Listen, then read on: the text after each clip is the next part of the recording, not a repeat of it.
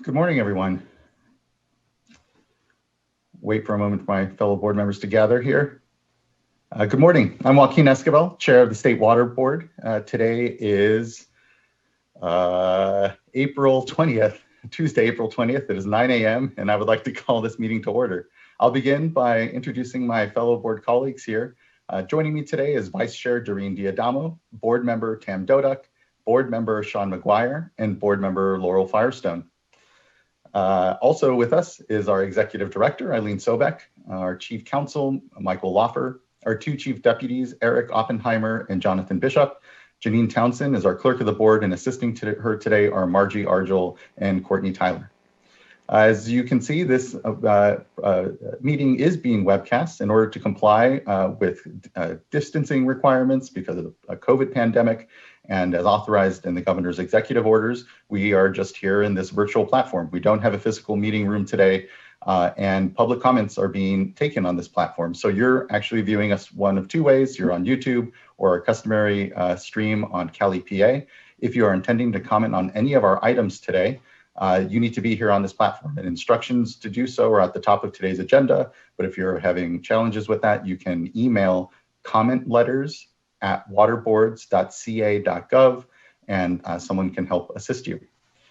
With that, I think we're ready to move into our meeting here. And before we get to public forum on today's agenda, we actually have a presentation of a Superior Accomplishment Award, and would like to welcome up Karen Mogus in order to introduce the recipient. And again, just want to acknowledge that and appreciate that we do this.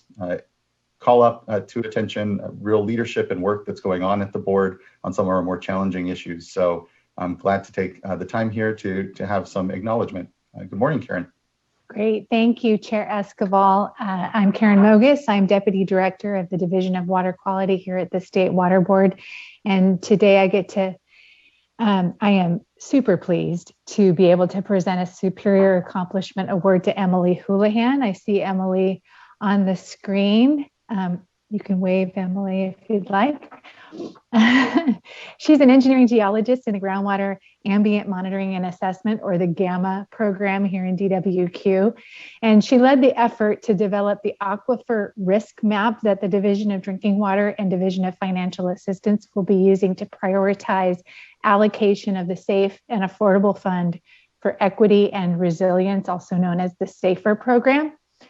The Aquifer Risk Map is an online tool, an online interactive tool that's the first publicly available resource depicting potential risk for domestic well users and state small water systems to encounter groundwater above regulatory drinking water standards.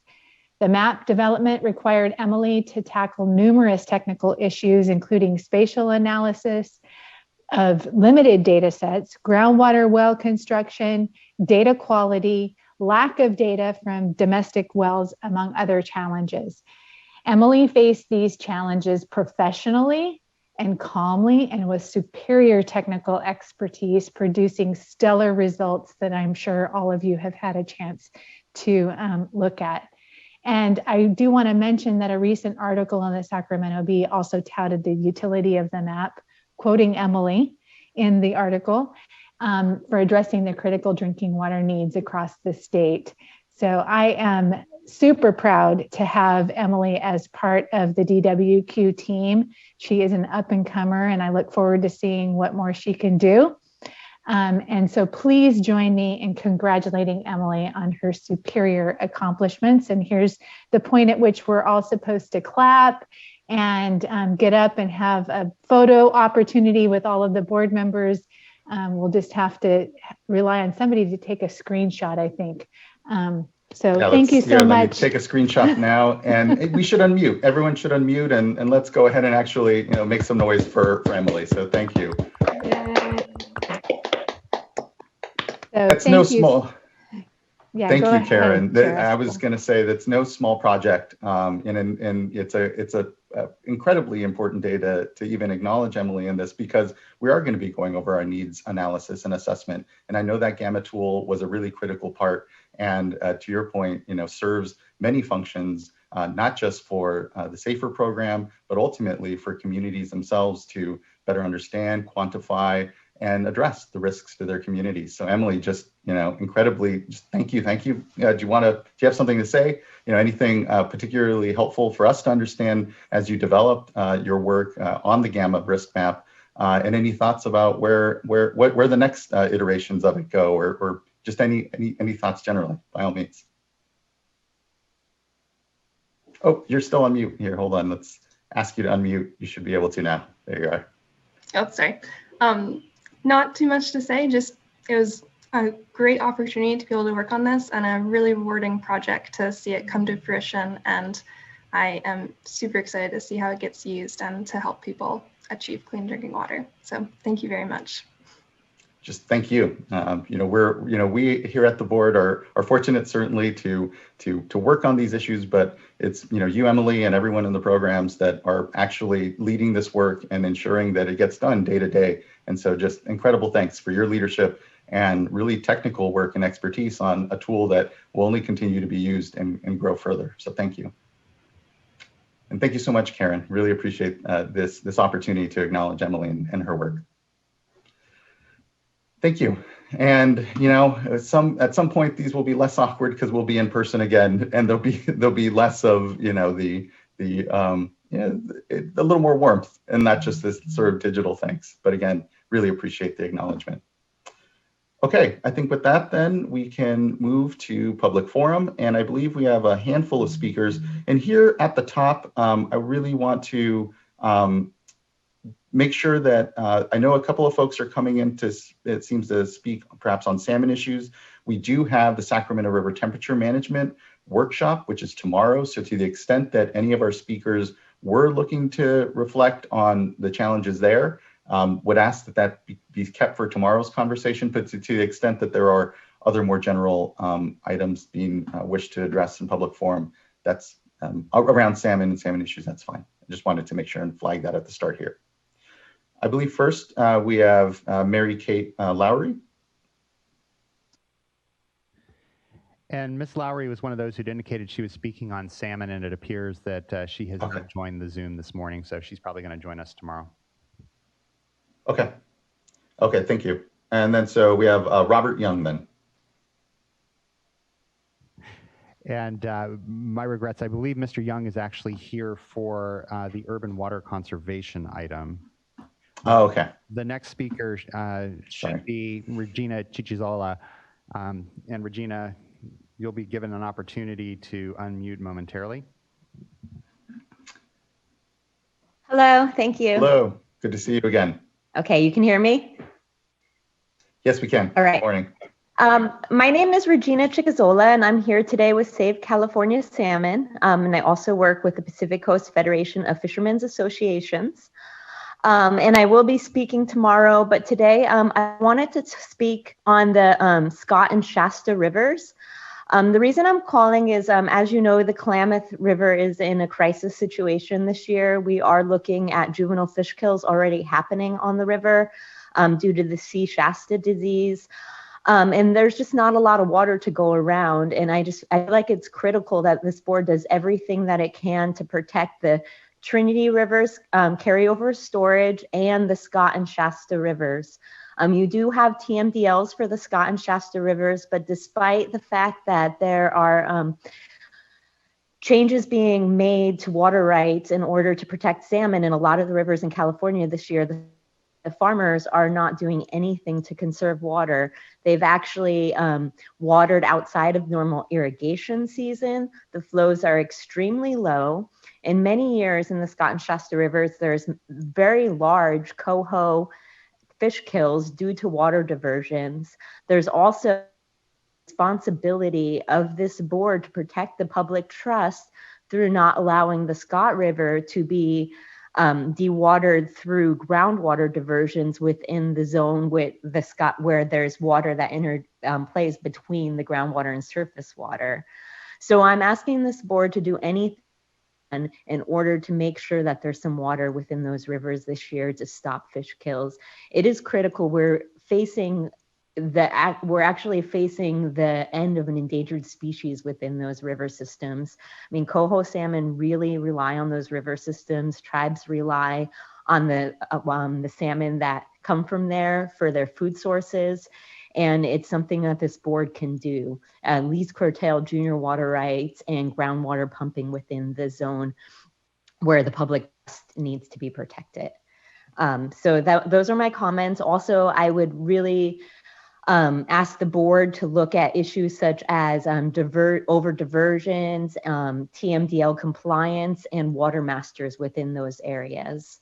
So please do what you can within your authority to stop coho fish kills and Chinook fish kills within the Scott and Shasta River this year.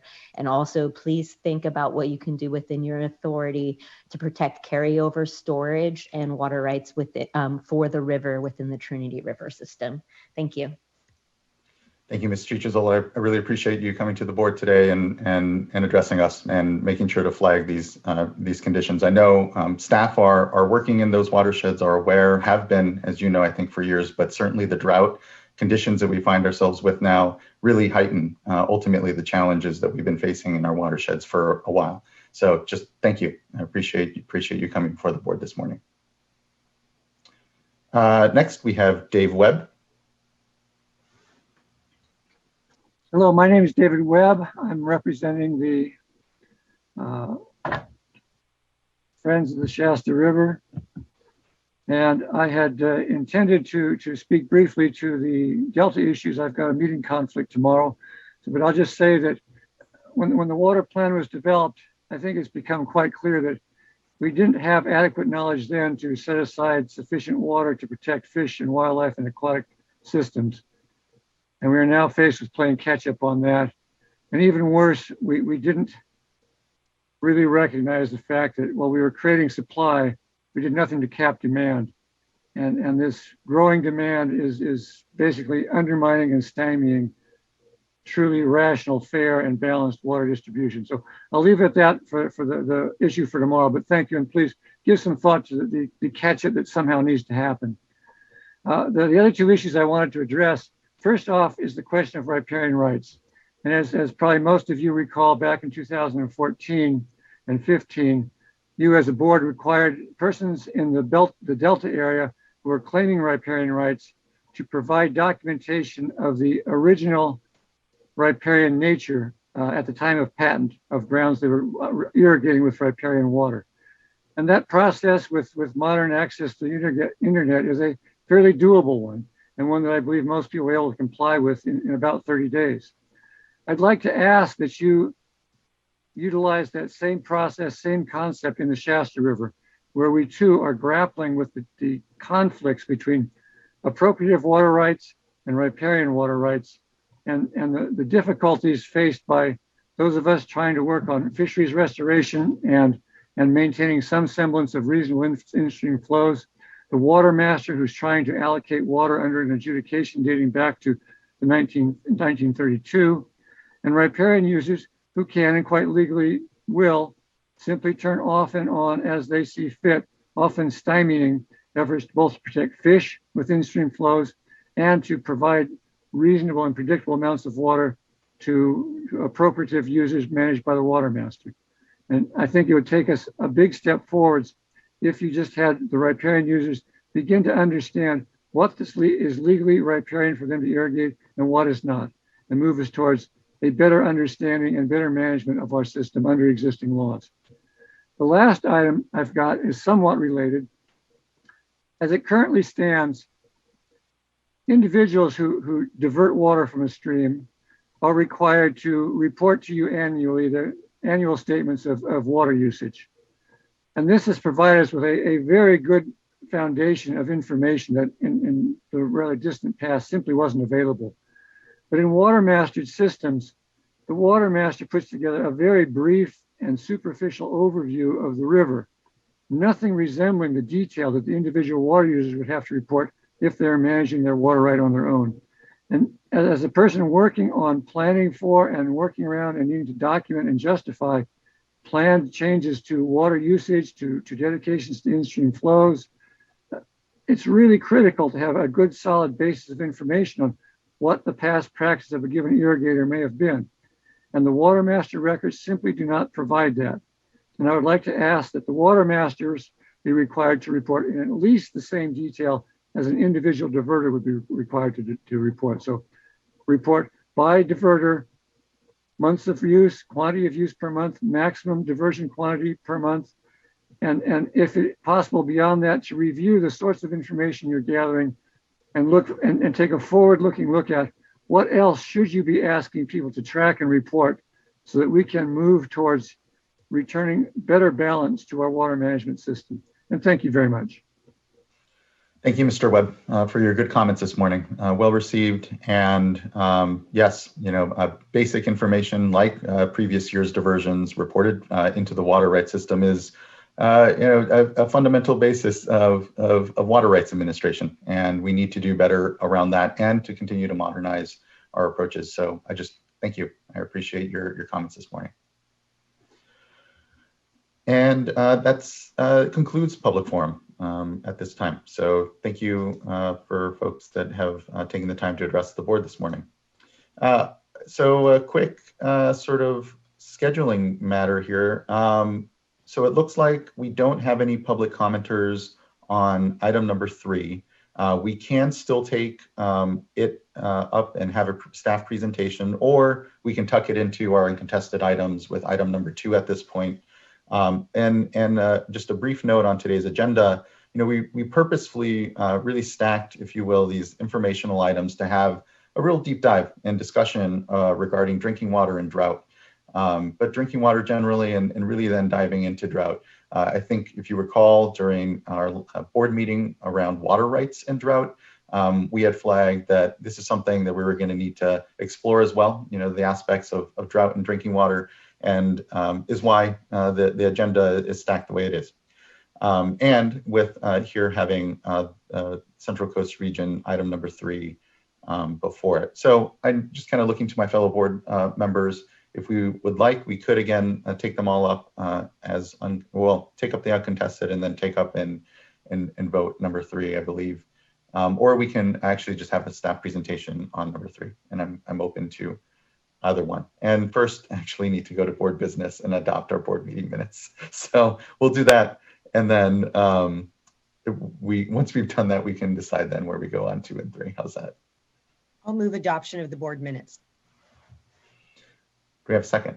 I'll second. Ms. Townsend, can you please call a roll call vote?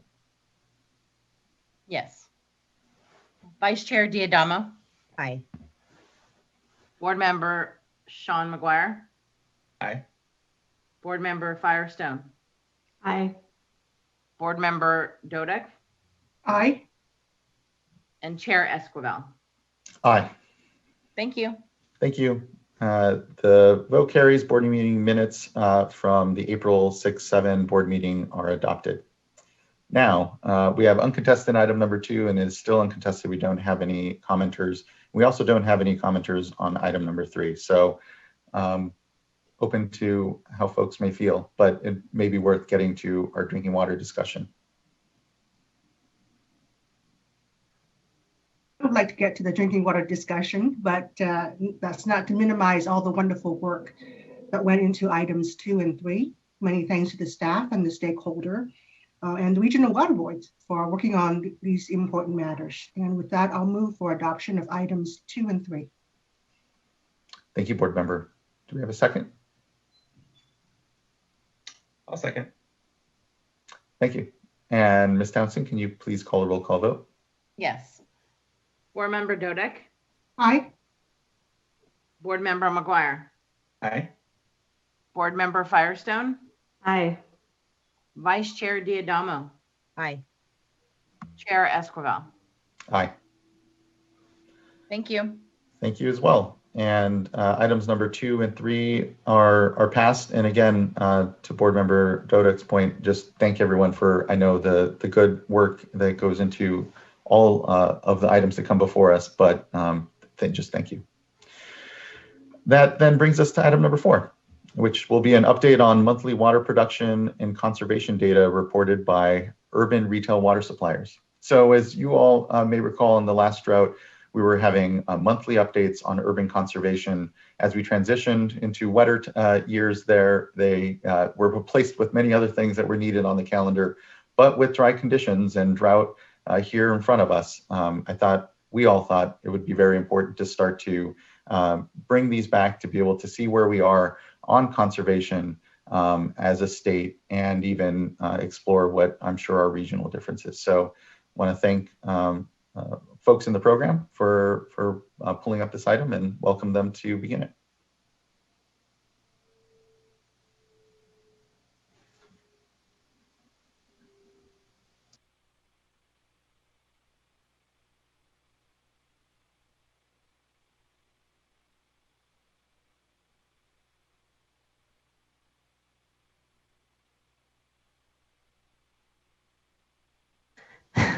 Thank you. I was unable to unmute for whatever reason. Sorry about that. No, it's okay. Sorry, but I saw you raise your hand. It was like, oh, she hasn't been able to unmute. Good to have you with us. All right. Well, this is a rip-roaring start. Good morning, Chair Esquivel and members of the board. My name is Marielle Pinheiro, and I'm a research data specialist with the Office of Research, Planning, and Performance. I will be providing the Urban Water Conservation Update for the February 2021 dataset. Next slide, please. So just a quick refresher on what this dataset represents. We gather information from 411 water agencies throughout the state, namely urban water suppliers, which are defined in statute as entities that have more than 3,000 service connections or provide more than 3,000 acre-feet of water annually for municipal purposes. These agencies provide water to the vast majority of California's population, and this data set provides a comprehensive monthly snapshot of the state's water use trends. The reporting site was redesigned prior to October 1st of 2020, when a reporting rulemaking adopted by the board in April of 2020 went into effect. The revised site collects basic information about each agency's service area population, monthly production and residential consumption, and other voluntary fields. Since the site redesign, we've also been asking reporters whether their agency is currently experiencing a supply shortage equivalent to 10% or more. Responding yes to this question reveals a supplemental section with additional questions regarding actions taken to address these shortages. Next slide, please. The State Water Board began monthly tracking of water conservation for each of the state's urban water suppliers in the midst of the last drought to impact California. From mid-2014 to the end of 2017, reporting was mandatory and then transitioned to voluntary after the emergency declaration was ended.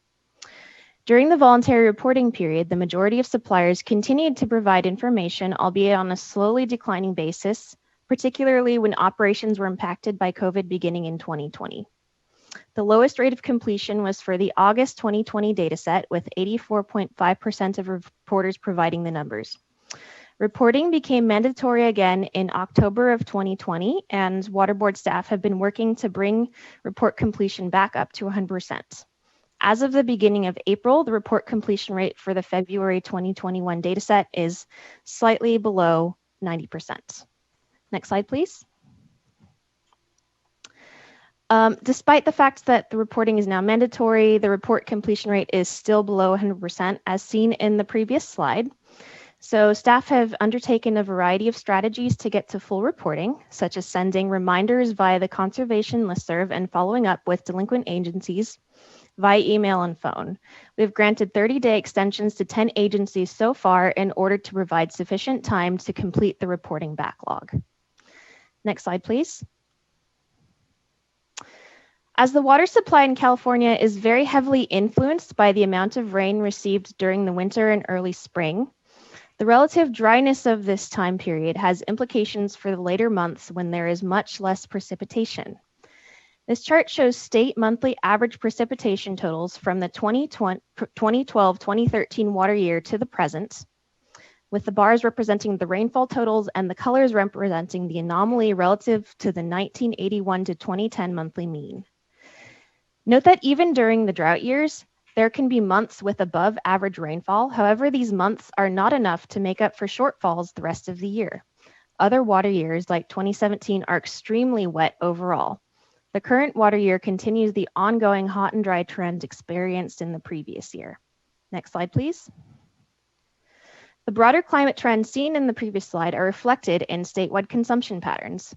Water use generally goes up in the drier years and down in the wetter years, with the exception of the years when the mandatory restrictions were in place. Note that we have not seen a return to pre-drought levels of water use in the more recent dry years of 2018 and 2020. Next slide, please. This chart shows estimated statewide urban potable water production over the past few years. The February 2021 total, which is the end of that black line, is estimated to be about 107 billion gallons for the 411 urban water suppliers reporting. Thus far, 2021 total production is in line with values from 2015, 2018, and 2020, all dry years as previously noted. Next slide, please. Per capita residential use for February 2021 is also in line with recent dry years, with a statewide average RGPCD of 70 daily per capita gallons. Next slide, please. And finally, some updates on legislation related to water conservation. SB 606 and AB 1668 reflect the dedicated work of many water suppliers, environmental organizations, and members of the legislature. SB 606 and AB 1668 emphasize efficiency and stretching existing water supplies in our cities and on farms. Efficient water use is the most cost-effective way to achieve long-term conservation goals, as well as provide the water supply reliability needed to adapt to the longer and more intense droughts that climate change is causing in California. In carrying out SB 606 AB 1668, State Water Board staff continue to coordinate with the Department of Water Resources. This Thursday, April 22nd, from 10 to 12, Department and State Water Board staff will present on the findings of the indoor residential water use study. The indoor residential water use standard is just one piece of this new framework. By October of this year, the department is required to provide its recommendations on other pieces, such as the standard for outdoor residential water use, for commercial, industrial, and institutional outdoor irrigation of landscape areas with dedicated irrigation meters, and appropriate variances for unique uses that can have material effect on an agency's water use. AB 1668 and SB 606 directed the State Water Board to adopt the regulation implementing this new framework by June 30th, 2020. Our economic and environmental impact analyses are underway, and we hope to initiate the rulemaking later this year. AB 1668 and SB 606 are also required urban water suppliers to conduct annual supply and demand assessments.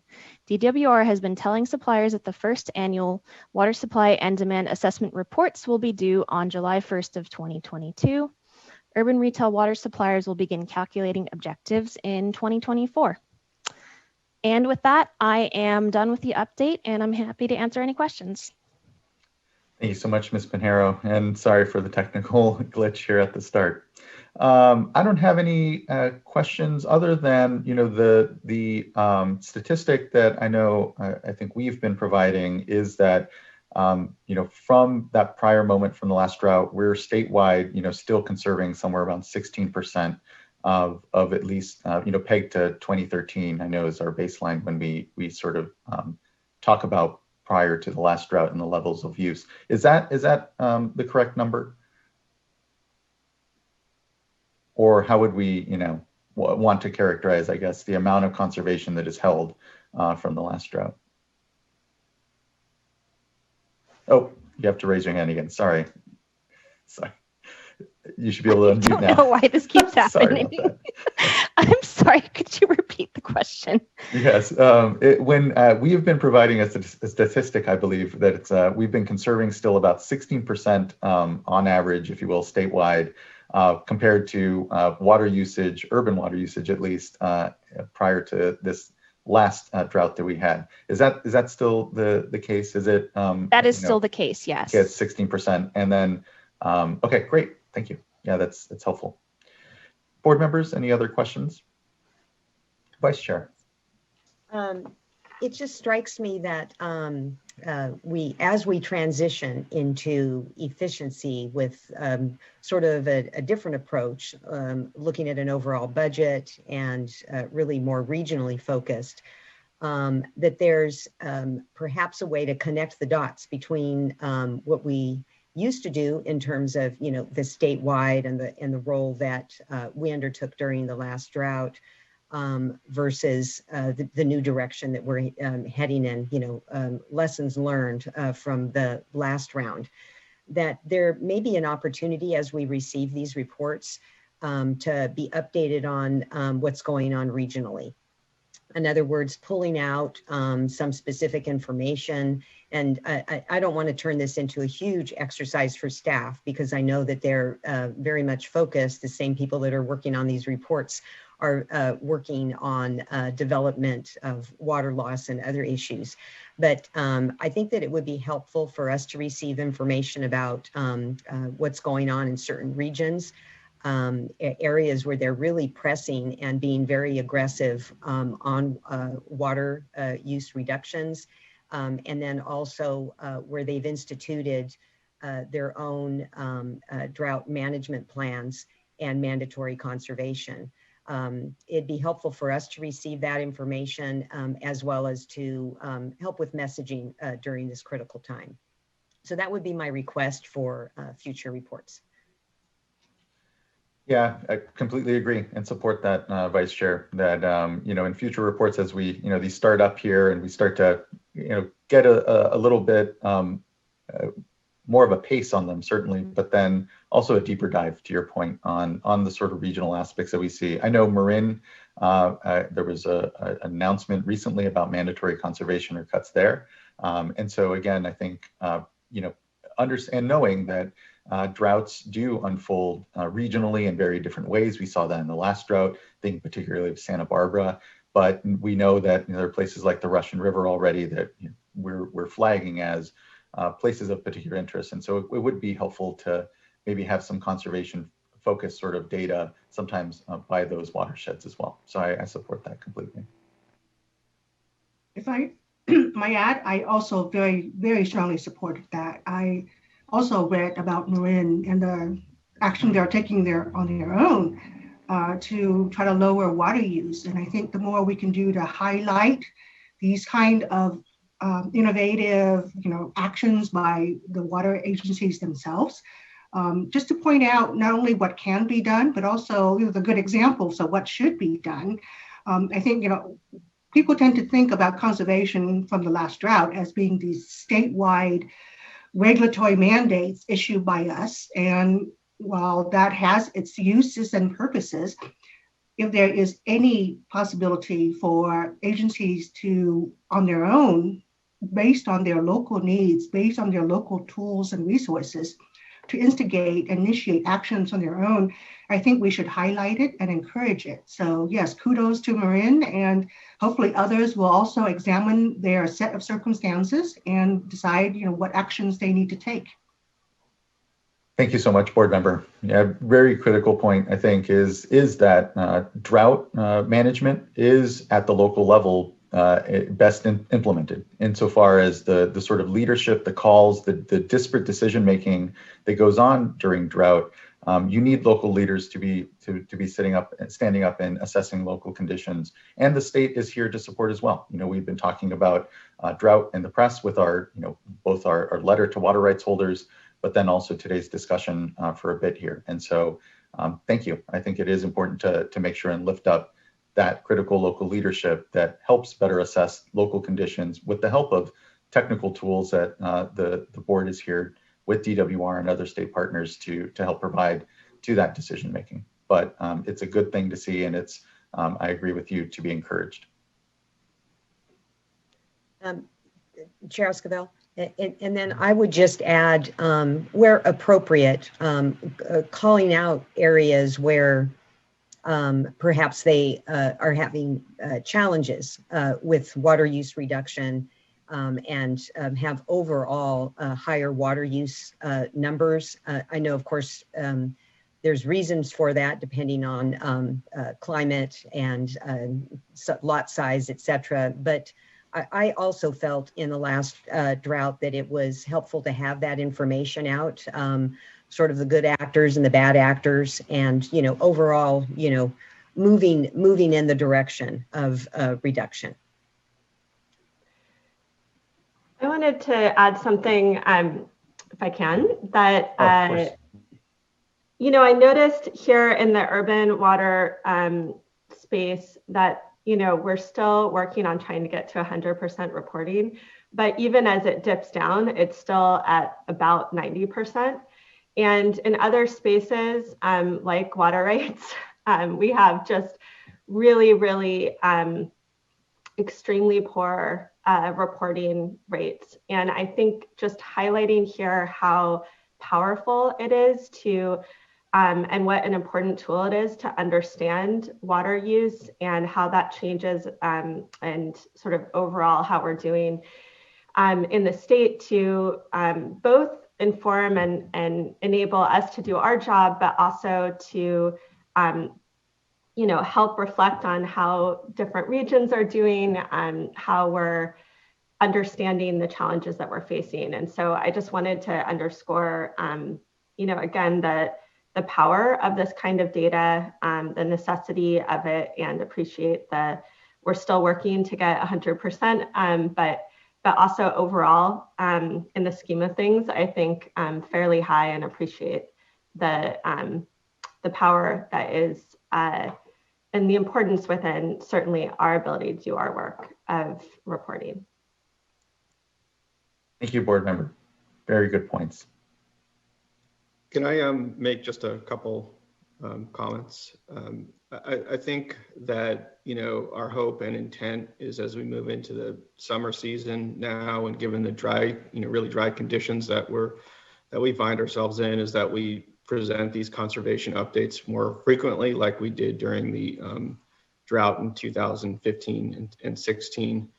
And we can definitely present results, certainly by hydrologic region, to get a little bit more granularity. And then also we can, as you've requested today, pull out sort of showcased either watersheds or water suppliers where conditions are either extraordinarily dry or they're taking extraordinary efforts in those regions or in those districts. And I think that's what you're looking for, but I definitely want to confirm.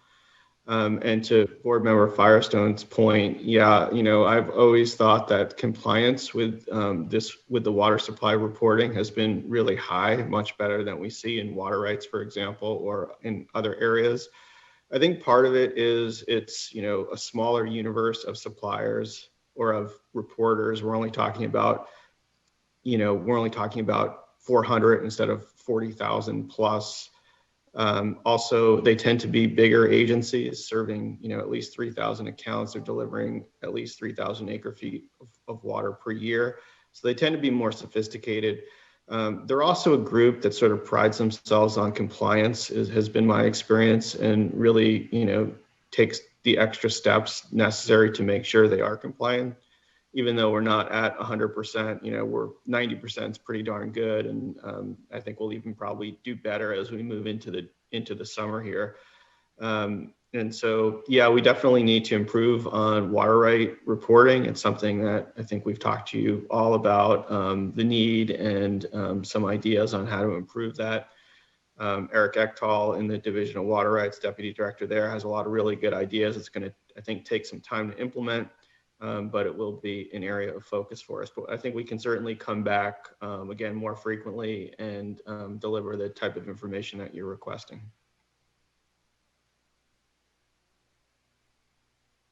Thank you, Eric. Really appreciate that. Board Member McGuire. Yeah, all good comments and completely agree with the direction here. I really look forward to hearing more region-specific reporting out. But I'm also reminded that droughts are slow-moving emergencies, and it's hard to predict, where this is going to go. But we do all have tools now that we can take to save water, individually, and as a state. So while every region is facing their own challenges, and some more so than others, for me, this update is just a good reminder about how we're all in this together on some level. And so, these reports are really helpful. And I would just like us to continue at the Water Board to think about our messaging and to think about how we can get the word out to communities, to folks that maybe don't watch these board meetings, that don't necessarily always get regular updates from us. So we can, do our part to just let folks know that this is the time to really start buckling down to the extent that you can to save water, and every drop helps. And so that's what I'm looking at here going into this summer, just with all the uncertainty that surrounds the situation that we're in.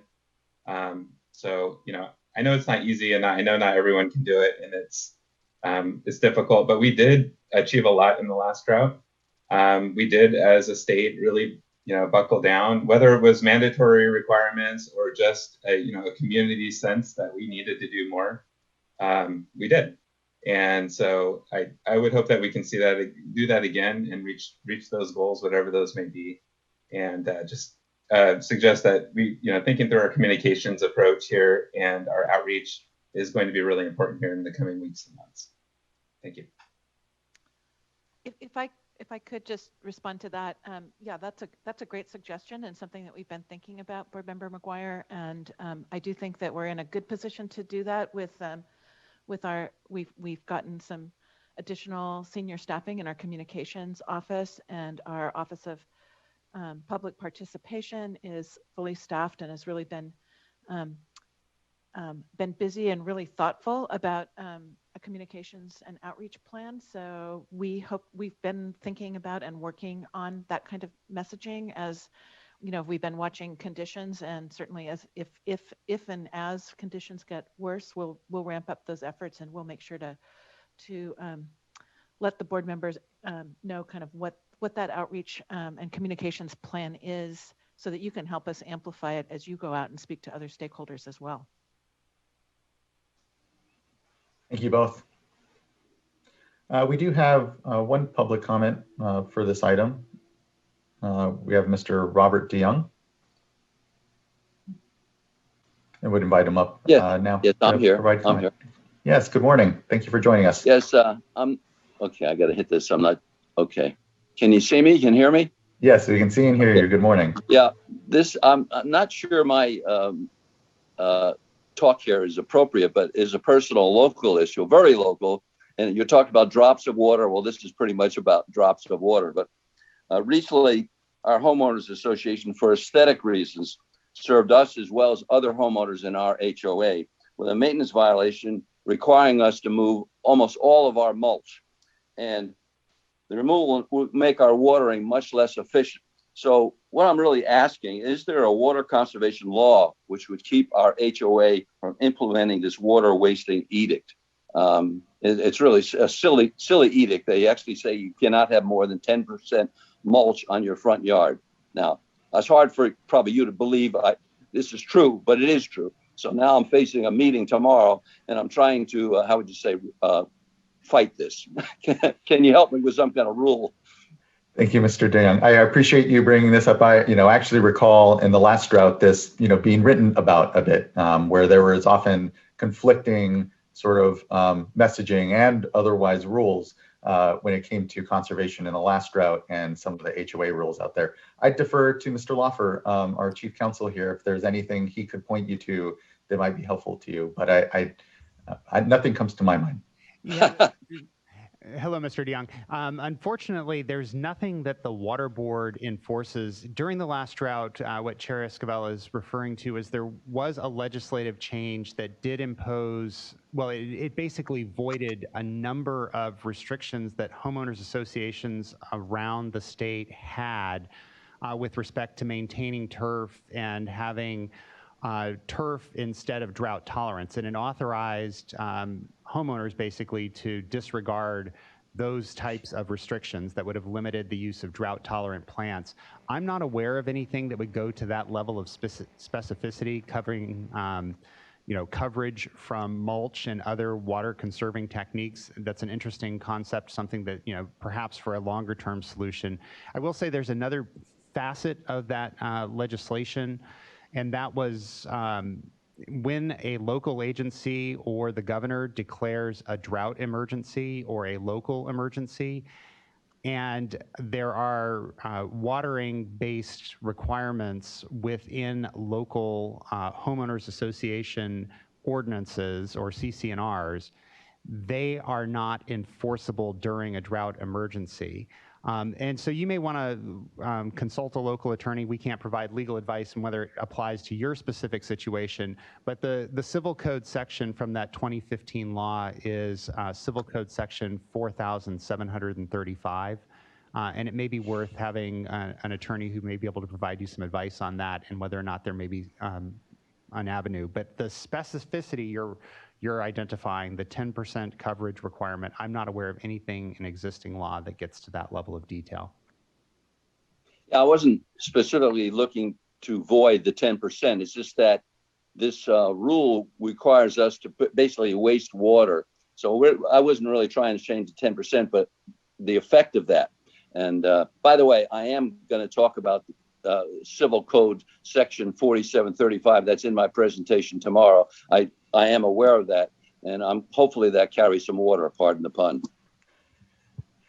Thank you, Mr. DeYoung. Really appreciate the question and the back and forth here. And I'm glad you were already aware of the water code section. And thank you, as always, to Mr. Lawfer for pulling that out of. Okay, thank you for having me aboard. Bye-bye. Thank you. Thank you so much.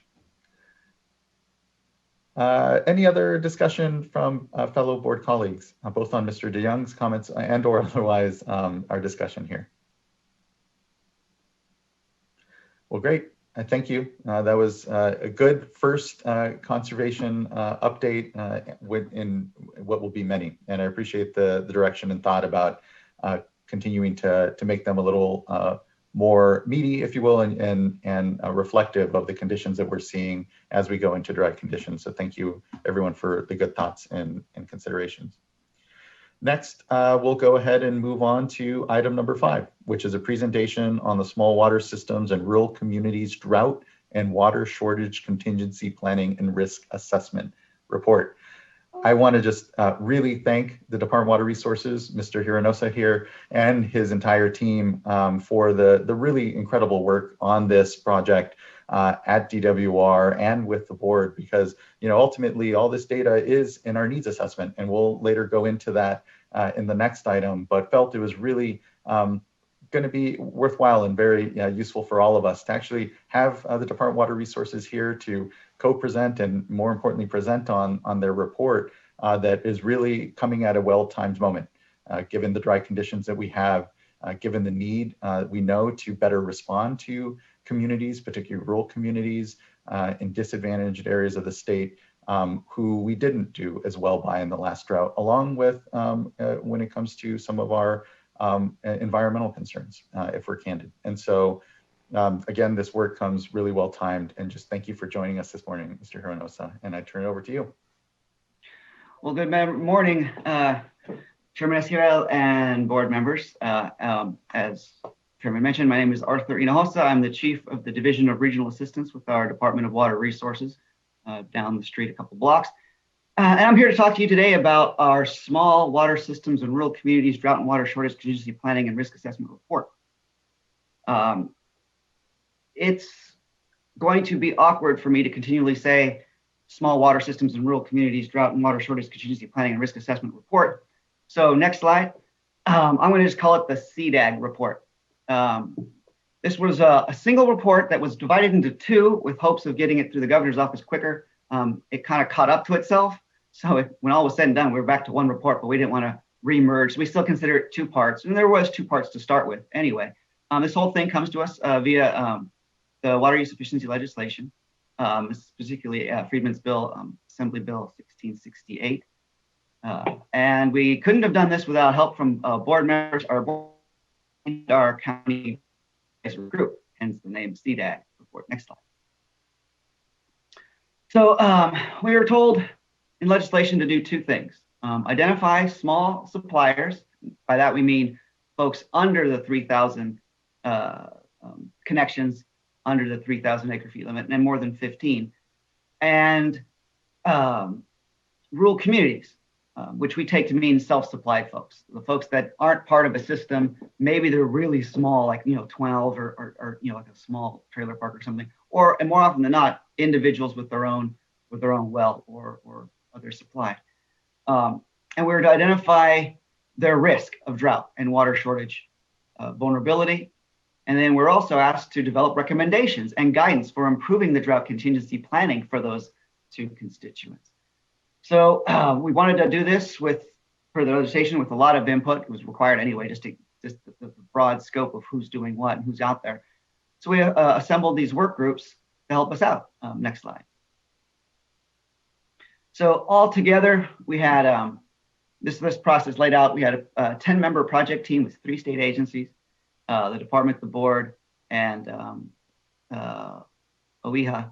We had 32 members representing folks in the CDAG, 6 advisory groups. We broke things down. And then we had the 2 main work groups, which was in the previous slide, working on risk assessment and then working on recommendations. And we also talked with a lot of other folks too, CPC, OES, and OPR to help us out as well. And then there was the Indian Health Services and the US EPA also chimed in to help us out. Next slide. So we started this effort back in 2018, scoping things out and asking folks to join in, help us out. When we proceeded on through the 2018 and then all 2019 with a lot of meetings, a lot of work group sessions. And by the end of 2019, we had pretty much the main document completed. Then it just needed to go through review. And it was a longer process than we had anticipated. The pandemic and other things, of course, didn't help. But finally, we got through the public review. We got a final draft out and approved this last month, as well as the tool. Went through some refinements throughout this course of period of time. And now it's just, of course, a recommendation to the legislature. But there is already a legislation out there too, at least in the works, that would take most of these recommendations and institute them. I'm not really sure on the progress of SB 552 yet, but I knew it was started. You'll note here I also noted 2 Civic Spark Fellows. The department has 4 Civic Spark Fellows working for it, 2 assigned specifically to our water use efficiency work, and they're helping pilot how we might implement these recommendations. There's one dedicated to working in Tulare County and one dedicated to working in Lake County. And if you're not familiar with the Civic Spark program, it's like an AmeriCorps program here in the state of California with some very dynamic folks helping agencies with all sorts of issues. And we've got some folks that were very interested in water, been very helpful, very dynamic, getting a lot of stuff done. And they're cheap for folks that have to actually figure out a way to pay for this stuff. They're very inexpensive. Contract with the League of Cities. No way. I appreciate the flag on the Civic Spark Fellowship. We have a couple of fellows as well, and I know it was a relatively recent program, only a few years old here, I believe.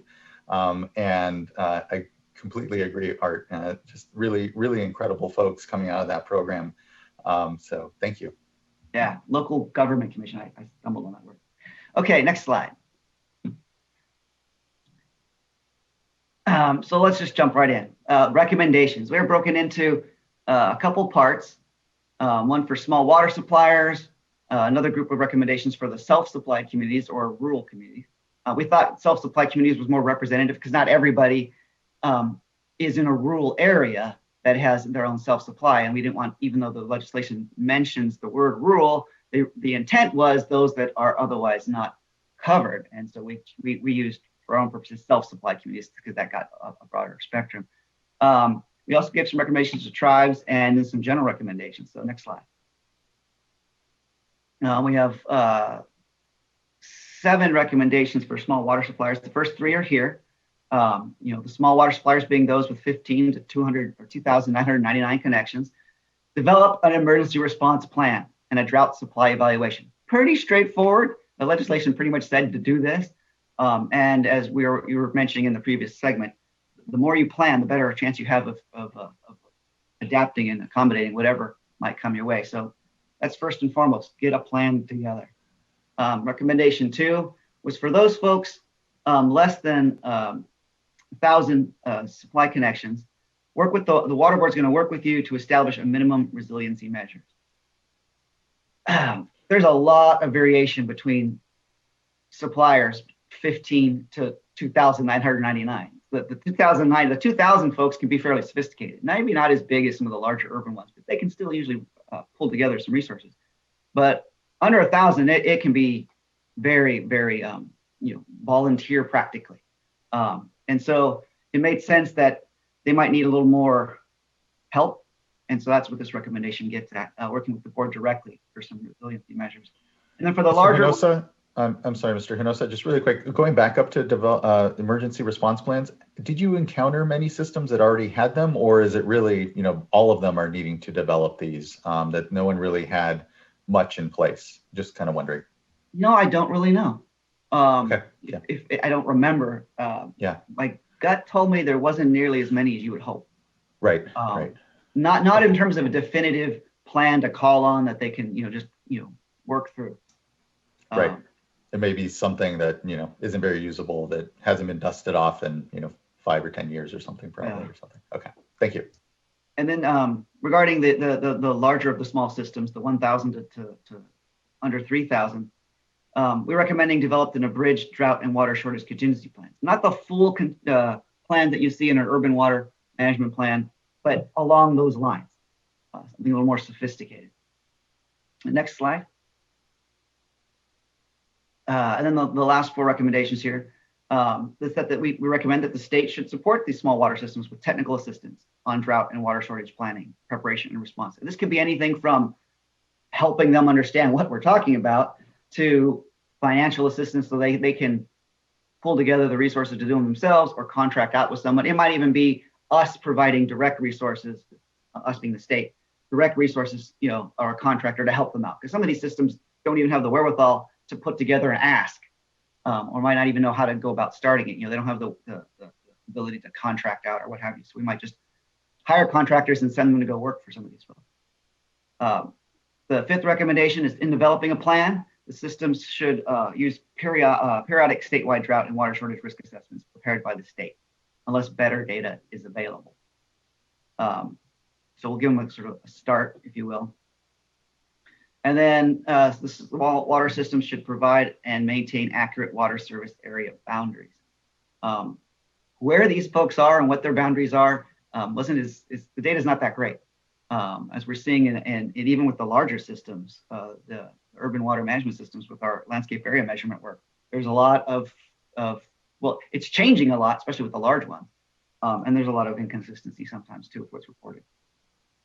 And then just finally, quickly on that point, I think the board is specifically looking to better fix that. Ensure that we're having timely digital formatted information as to the service boundaries for not just drinking water systems, but also wastewater systems in this state. Hoping that we can get some real progress on that here soon, knowing it's been an issue for years. And, I think DWR has whole units dedicated to trying to keep track of some of that because it is so important to all of our work, and it doesn't seem to be yet, as comprehensive as we need. And so we're hoping that we'll change that here soon. Cool. And then finally here, the state should support additional infrastructure to improve drought and water shortage preparedness and response. In other words, what can we do or help and support to help back them up? Realizing that can be very limited and that's got to be, there's no easy Band-Aid that works, or Band-Aid, there's no easy solution for a lot of these systems. Okay, now next slide. So regarding self-supplied communities, 5 recommendations here in total.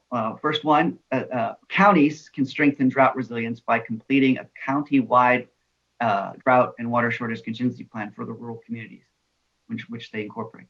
Specific drought and as a risk, specify drought as a risk in their local hazard mitigation plan, and have an emergency operations plan include response to drought, and drought shortage, water shortage contingency.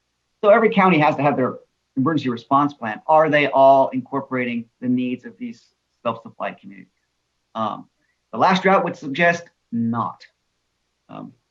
So, how can we help the counties, better prepare? Because as Sean mentioned, Member McGuire mentioned earlier, emergencies can be slow going. and developing, and they all start local.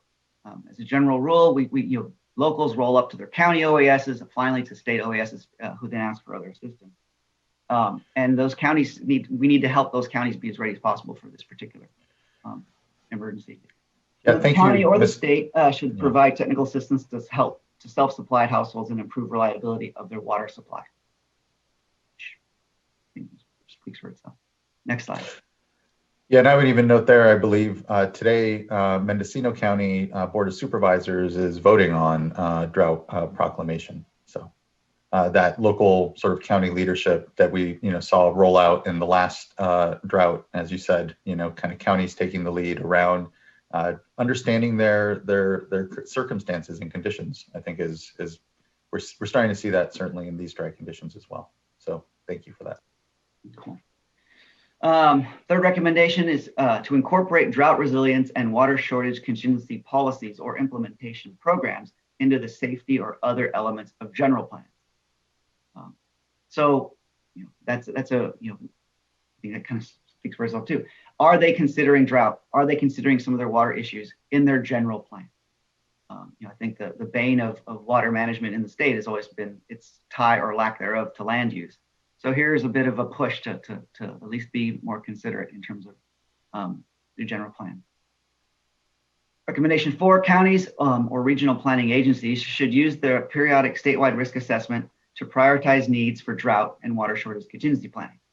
We'll get into the risk assessment in a bit here. And then finally, the state should continue to improve its understanding of domestic well locations and associated well depths. We know where a lot of wells are, but we're sure there's a lot of wells we're unaware of. Or at least in terms of what their quality is like, or what their resilience might be. Next slide.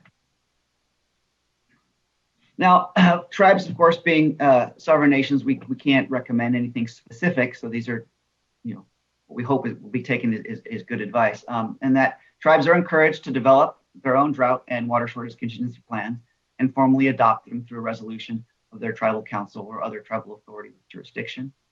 And that the state should coordinate with Indian Health Services when preparing periodic statewide risk assessment to also include tribal water systems.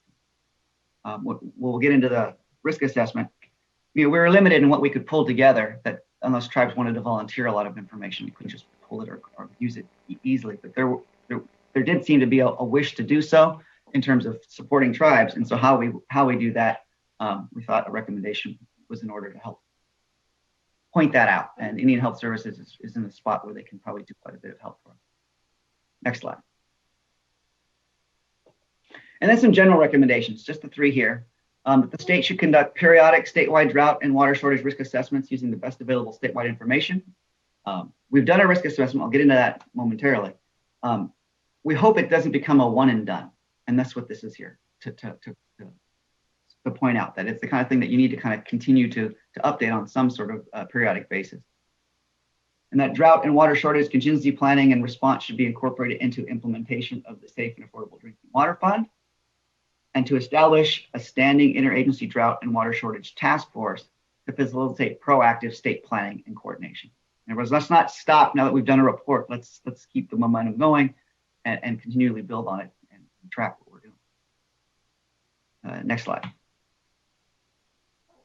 All right, so the risk tool, the risk scoring. Our goal here was to identify small water systems and rural or self-supplied communities at risk of drought and water shortage vulnerability. Next slide. So again, we had to engage a lot of stakeholders and get a lot of feedback. It was a very participatory-based approach. We did 2 assessments, one for the small systems and one for the rural, the self-supplied communities. And we had to develop indicators. How do you measure risk? There's a lot of ways of looking at it. The likelihood of something happening coupled with the ramifications of it happening usually are the key parts to risk. But in terms of what is going to happen or what are factors that might affect things, there's quite a few. So for small systems, we looked up to 29 indicators, and for rural communities, we looked up to 21. And I didn't bring any information to go deep dive, but if you want to, I can happily follow up with the details of what those specific indicators are. But we looked at combining them all as a single index score, scale of 1 to 100, 0 to 100, 0 being no problems whatsoever, 100 being you probably should look at this. And we want to offer this as part of the drought planning to the suppliers, counties, GSAs, and others who can just get online and see relatively a level of risk. It's not an absolute calculated. It's not like you are the most riskful person or something like that, or system. It's meant to be relative compared to how other things are. Just because you're not scoring as high as somebody else doesn't mean you don't have a risk that warrants attention. Next slide. All right, so next slide. Small water systems. We looked at over 2,400 systems, and they were all across the state. One of the things that this graphic points out is there is no place in the state that is free from some sort of drought risk. There's every county, every corner of the state has at least some community systems or small systems that have a fairly high level of risk. The colors here, red, orange, high risk, blue, low risk, and there's blue lots of places, and there's orange most places as well. And of course, how you use this, really, you have to understand what's behind the score so that you can plan accordingly. And so it's important that not only do we point out who's got a risk, but what are those exposure factors within those regions. Next slide. So here's a quick synopsis of what you might see if you log on to the tool. We have an interactive dashboard so folks can see where they align in the area that they exist, and then they can see a breakdown of all the different factors and how they score on the individual factors. And so obviously they might not need to put a lot of emphasis on some where they score really well on, but where they've got poor scores, that might be an area to focus. Next slide.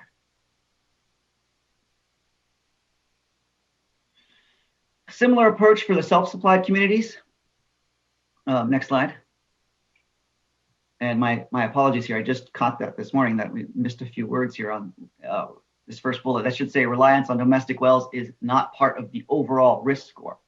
And that's because it would blow everything out. I mean, most of these folks by definition are on a very, on a well, for example, not all, but for the most. And so to point that out as a risk factor is sort of beside the point, that they're on this list as an entity because that's their risk factor. It doesn't help them tease out what other things they might need to look at. So that was not part of their overall score in this particular application. And you can see, again, there's variation across the state.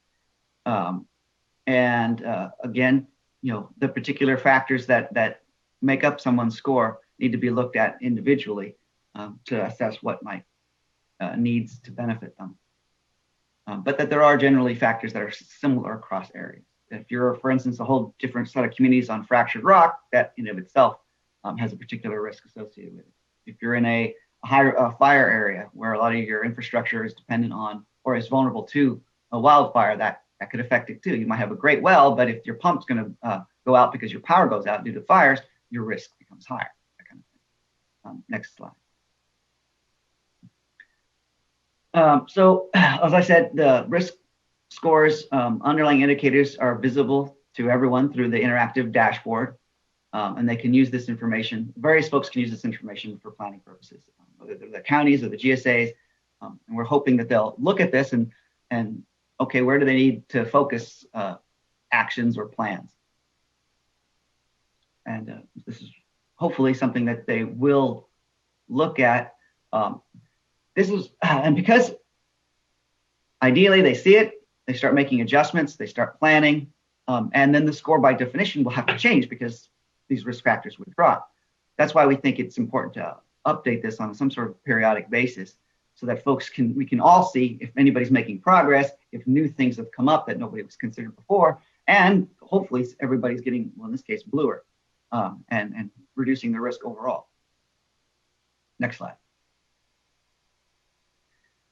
So as soon as this meeting's over, log off and get on to our website and check it out yourself.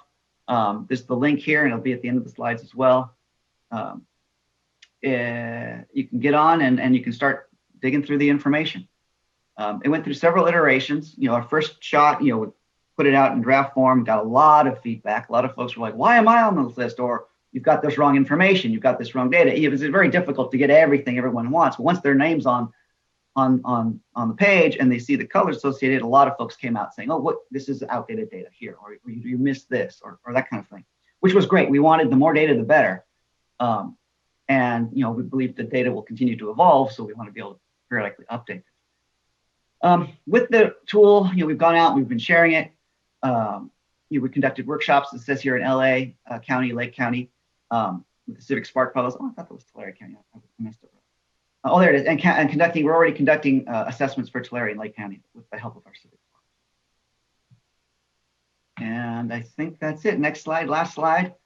Here's the site again for the tool. And if you want to see the whole report that dictates how this tool was created and all the other recommendations, what was behind them, you can go to one of our website pages here at the department. And that's all I had for you today. Oh, real quick, though, I'm sorry. My thanks to all the members who helped as well. I know there were several meetings where many of you participated. Member Firestone in particular was rolling up her sleeves and getting involved early on with a lot of this work, and it was very much appreciated. Yeah, thank you. Just for the leadership at DWR and the collaborative space. And what I've just been impressed with is that continuity of this data into then our needs analysis that looks even kind of at a broader scope, technical, managerial, financial, and other indicators of risk, but really being able to focus in and drill down into drought risk, given the complexity of it, and having that as, if you will, a package within the needs assessment has been just incredibly helpful. So I just want to thank you for your leadership, the great work that continues to go on at DWR on this. There's tinges of what's known as AB 1755, the Open Water Data Act, that we're also implementing with you all in the approach and the availability of the data. And just want to thank you for that, for the openness and transparency of the tool. And again, the benefit ultimately to just decision-making writ large in our communities, where that local leadership is so critical to manage through crises like drought, which are slow moving and can be better responded to if we organize ourselves in the right way. So just thank you. On the thought about updating it and bringing in, refreshing the data, where is some of that core data? I imagine some of it maybe was from the annual electronic report, perhaps, but I think that doesn't even get to these smaller systems that you're looking at. Was just kind of wondering what the thought around that might be, only because I know, and this is for further discussion in the next item with the needs analysis, but on that item, we'll be looking to do that likely on a yearly basis, and knowing that there is a lot of that drought data, then again that lives there, wanting to already discuss how we might think how we sync up those data activities going into the future. So just any thoughts you might have on that, I'd be interested, and then by all means board colleagues can join in with any questions. I'll note we have one public commenter for this item. Well, yeah, data is always key. Throughout my whole career, it's always been about the data, whether it was state water project operations, which I think the last time I talked to this board, I was apologizing for a violated water quality standard in 2004. But how to update the data, will vary. Some of the data, Julie Ekstrom from our shop was just like a champion finding this stuff, pulling it together, working with the team at the board to assemble different information parts, working with locals, working with Indian Health Services, OPR, and others to help us assemble the data sets. Some I think are easier to update than others. Like anything, this was a one and done in terms of the assignment from the legislature, but we really, really want this to continue. So, we're making the appropriate asks for resources to continue on. We'll see how successful we are, but my hope is that if not annually, something not too far thereafter, in terms of updating this information on a basis that folks can utilize, and so that we can show how folks are improving and where folks aren't improving, so that we can redirect resources accordingly.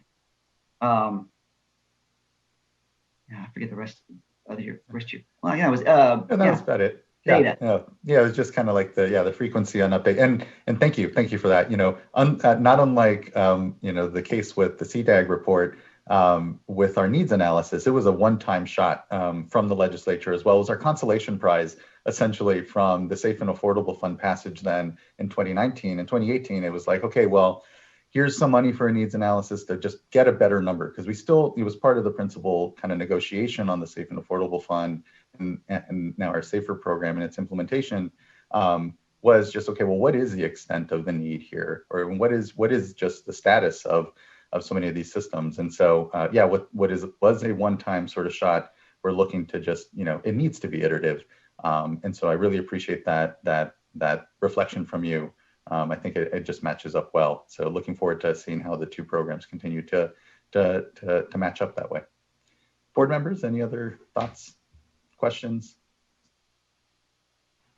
Sure, and I know I want to hear from the public on this. I'll just say again, thank you to staff, certainly for leadership at DWR. It's really, I think, one of the most challenging areas because it really is a gap. And so you're having to pull together stakeholders from so many different agencies, so many different types of groups that really, at the end of the day, don't have this responsibility squarely in their core focus. And that's part of why this has gone unaddressed for so long, at least I think in the way that it needs to be. And I think we know that this issue is one that is really the most acute and kind of human crisis and emergency. From the drought, we saw such human suffering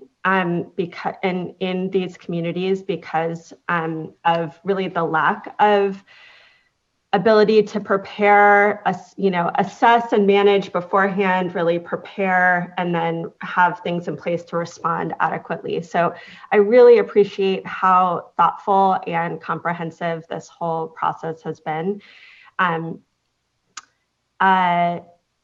The tool itself is amazing. I know a lot of, as you said, a lot of work went into that. It's vital to understanding risk overall within our SAFER program, but it's really helpful to pull out specific related to drought and water shortage. So I just want to really value that as a specific tool that not only helps us at the state level and state agencies to coordinate, but really powerful for locals that, just pulling together all this data and assessment on their own is, especially for counties that are really strapped, is going to be as hard. I do hope that it can be, really utilized by counties and water systems, as we said, but also now increasingly by GSAs in their planning and implementation around groundwater sustainability plans. One thing that I just want to emphasize as we're, heading into these drought and already in drought conditions in certain areas and heading into to that in more areas of the state is how important coordination and communication is early and often and throughout. Both the recommendations around the state level coordination and task forces, how much that really is important. I think a lesson learned we heard from the last drought, but also that really deliberate coordination with counties, with small systems, and the importance of being able to share information about what's working, what resources are available, what data is available, and what the tool can help us prepare for. And lastly, I do think it's important to recognize that this is very much an issue of racial equity. When we looked at some of the data that I know a while ago was specific for the San Joaquin Valley, that of those communities that are outside of the incorporated cities, right? And that's really what this is looking at. Of those communities outside of the incorporated cities, those that are low income, basically that are in unincorporated areas, but also concentrated communities, that Latino communities were twice as likely to have to just be on self-supplied, which means they don't have a regulated water system, as opposed to being served by a centralized regulated water system. And I think that just highlights kind of the disproportionate vulnerability of populations based or particularly on racial lines that is important as we look at how the state can address those inequities and sort of, ensure that this area is a priority. So thank you so much. Also, thanks to our staff that was really involved. And I know Board Member McGuire and I got to participate and dig into this, and just the huge amount of coordination and time from stakeholders throughout the state at all levels. I think it's incredibly powerful and important. Thank you, Board Member. Any other thoughts? Yes, Vice Chair. Yes, good to see you, Mr. Hinojosa, again. Last time we spent much time with each other, it was in the last drought. So I'm just grateful for your work and want to chime in on the compliments given by the Chair and Board Member Firestone. I'm really excited about the opportunities that this will bring, not just to those that are directly impacted, but to those that perhaps could provide assistance. And Board Member Firestone highlighted many of those entities, counties and GSAs. So I would just like to hear from you a little bit more about the stakeholder outreach in preparation of this, specifically with respect to those entities and others that might be able to provide helpful partnerships in grappling with these issues. Yeah, well, the stakeholders were fairly diverse, thankfully. We had county representatives. I remember specifically we had, Tulare County there. We had San Luis Obispo County there. I think Lake County was there as well, which gave us a nice perspective on what they can easily or can't do. We had a lot of community support groups like Self-Help, Community Water Center, which are huge, huge helpers in bringing a diverse set of voices and a realistic understanding of the challenges that are faced. And that's really what it came down to, is like, how do we actually do what in many respects seems pretty straightforward in terms of needing to happen, but actually getting it to happen are the biggest challenges. How do, which community, how many communities like Member Firestone was alluding to, are even have the time to work on something? A lot of them work hard. They have long days and they don't have a lot of resources available to them to participate, and this will take time. So how we can equip a county to better help is part of it. Can we bolster a county's ability? Where can the state itself help with our own staff, either in regional boards or our regional offices department? How can we leverage community support groups to support them where they can? I mean, some areas have these groups. Not every area has a community support group that is readily available to help steer the communities through their issues. There's no, I don't think there's a clear formula for any in general, I should say. It comes down to rolling up our sleeves and going out and maybe, since our own resources will be limited, we start with the most at risk, the highest, the most vulnerable based on our risk assessment tool, and start approaching them. Pull as many resources we can together and get out there and see who we can talk to at all levels of government. One of the things we also talked about was how can we leverage other water suppliers. some of these self-supplied folks are within the boundaries of a water supplier, but they're not hooked up. Especially like say in the foothills where like Georgetown Divide, for example, they've got quite a broad area, but if you look at the population in their area, not even half of them are actual customers. They all have their own well. So we don't want those folks to get lost. Is the county seeing them as customers? Because they're not. Is the county prepared to go in there? It's that sort of analysis that needs to continue on. I mean, we saw it in general terms, but seeing it and identifying risk factors, in many respects, is a lot easier than actually getting in there and helping them address those factors. I appreciate that, especially, targeting the highest priority areas. But I guess I would just suggest, to the extent that resources are available, sort of a roadshow, especially looking at the information here with GSAs. I think that many are looking at these issues, but all are not.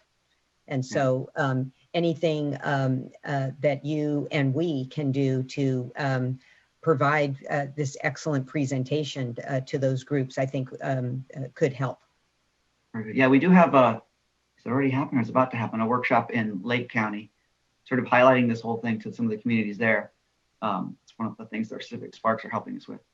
I'd like to invite you to participate in one of the meetings that we have through the San Joaquin Valley Partnership that involves all 8 counties and kind of high-level leadership. So I think that would be a good forum, and I'll be thinking about. I'm sure Board Member Firestone is thinking as well, but if you could spend some time, even regionally, I think that would help getting the word out and getting people to access the tool and use it. Thank you. Good. All right.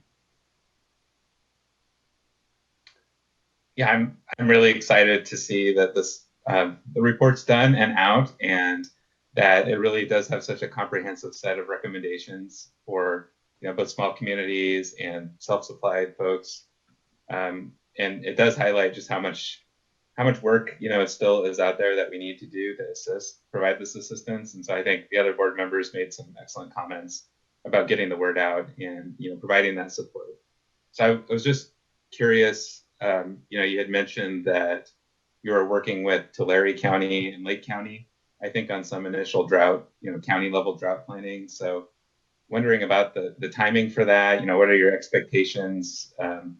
It seems like those were 2 counties that were pretty significantly impacted in the last drought. So it wouldn't surprise me to see that happen again. So just curious to learn a little bit more about that process. Yeah, and so am I. And I know that it's happening, but I haven't had a chance to dive down with staff to see exactly where they are with the process. Generally we're piloting how we might implement these recommendations. So it's a matter of identifying communities, helping them understand what their risk factors are, and then looking to see what resources are available to do something about that.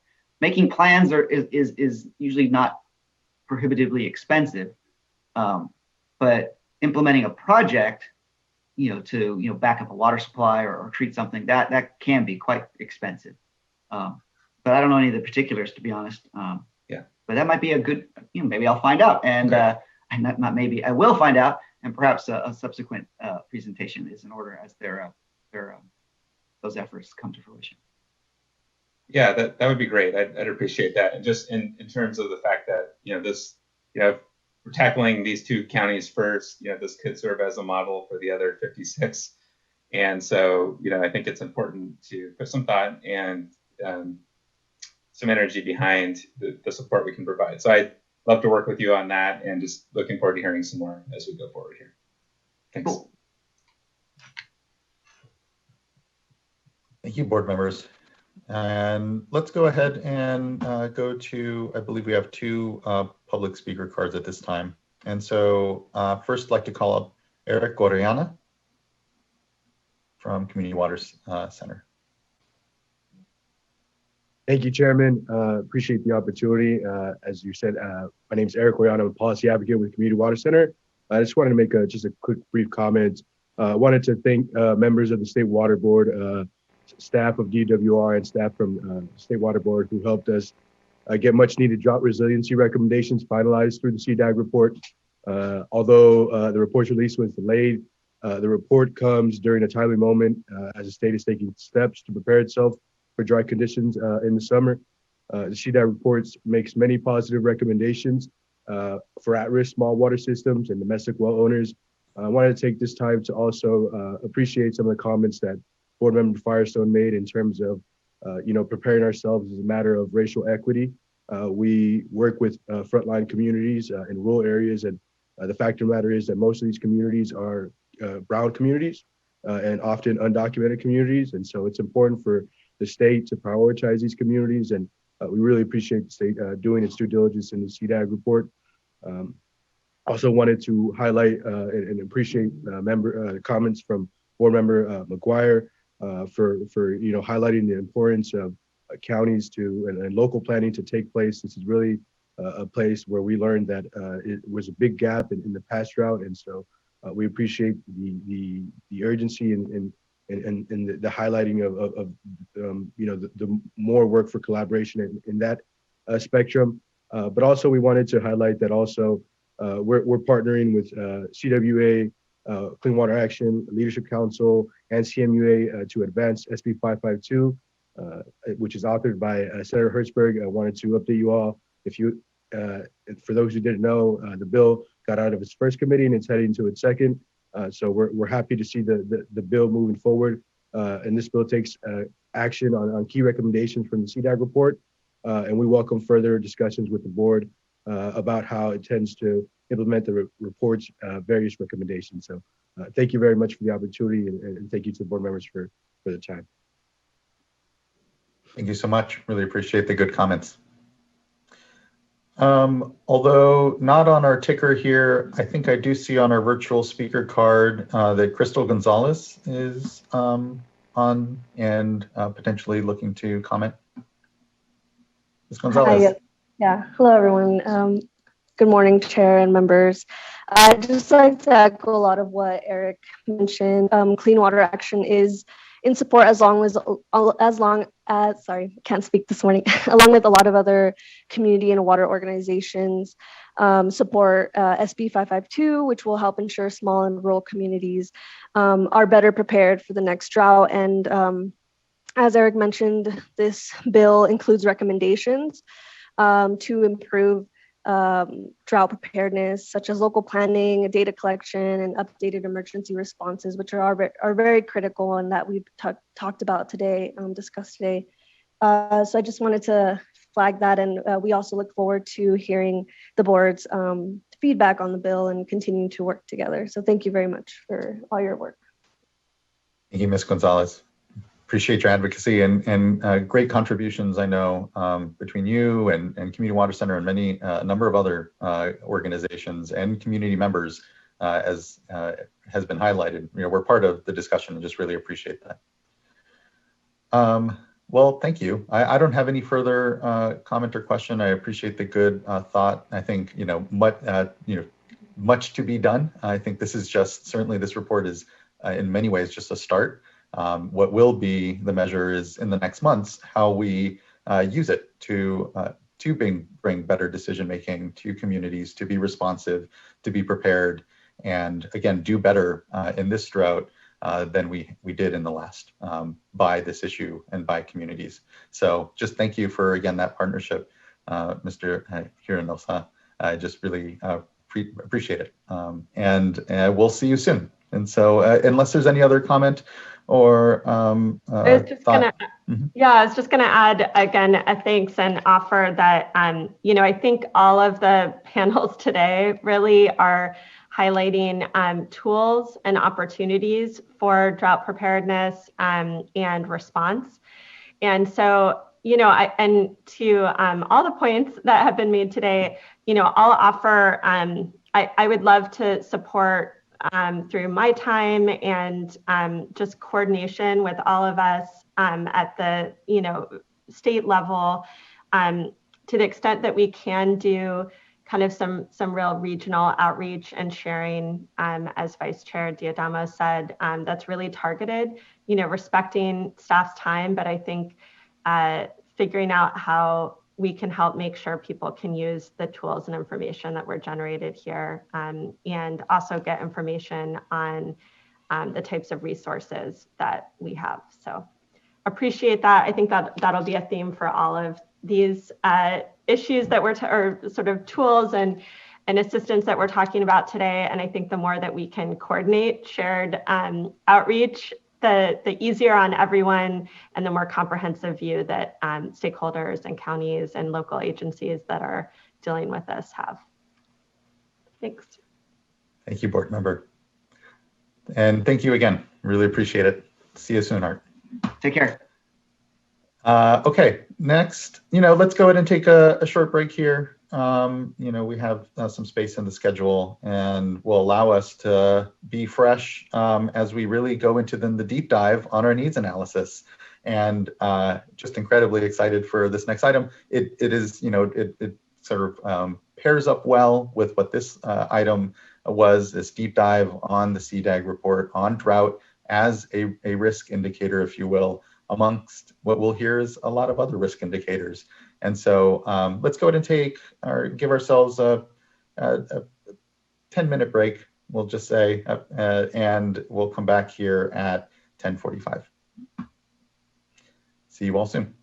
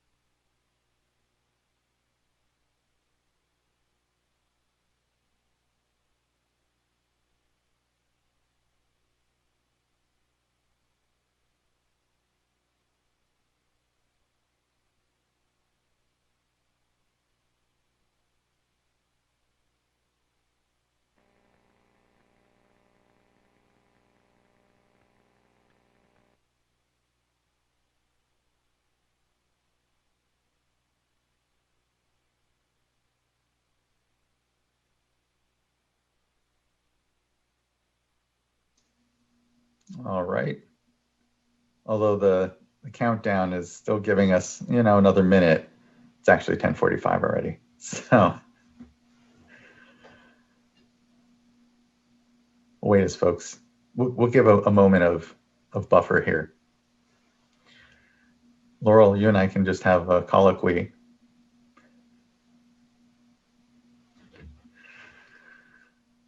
Hello, Mr. Polhamus. Glad you can join us.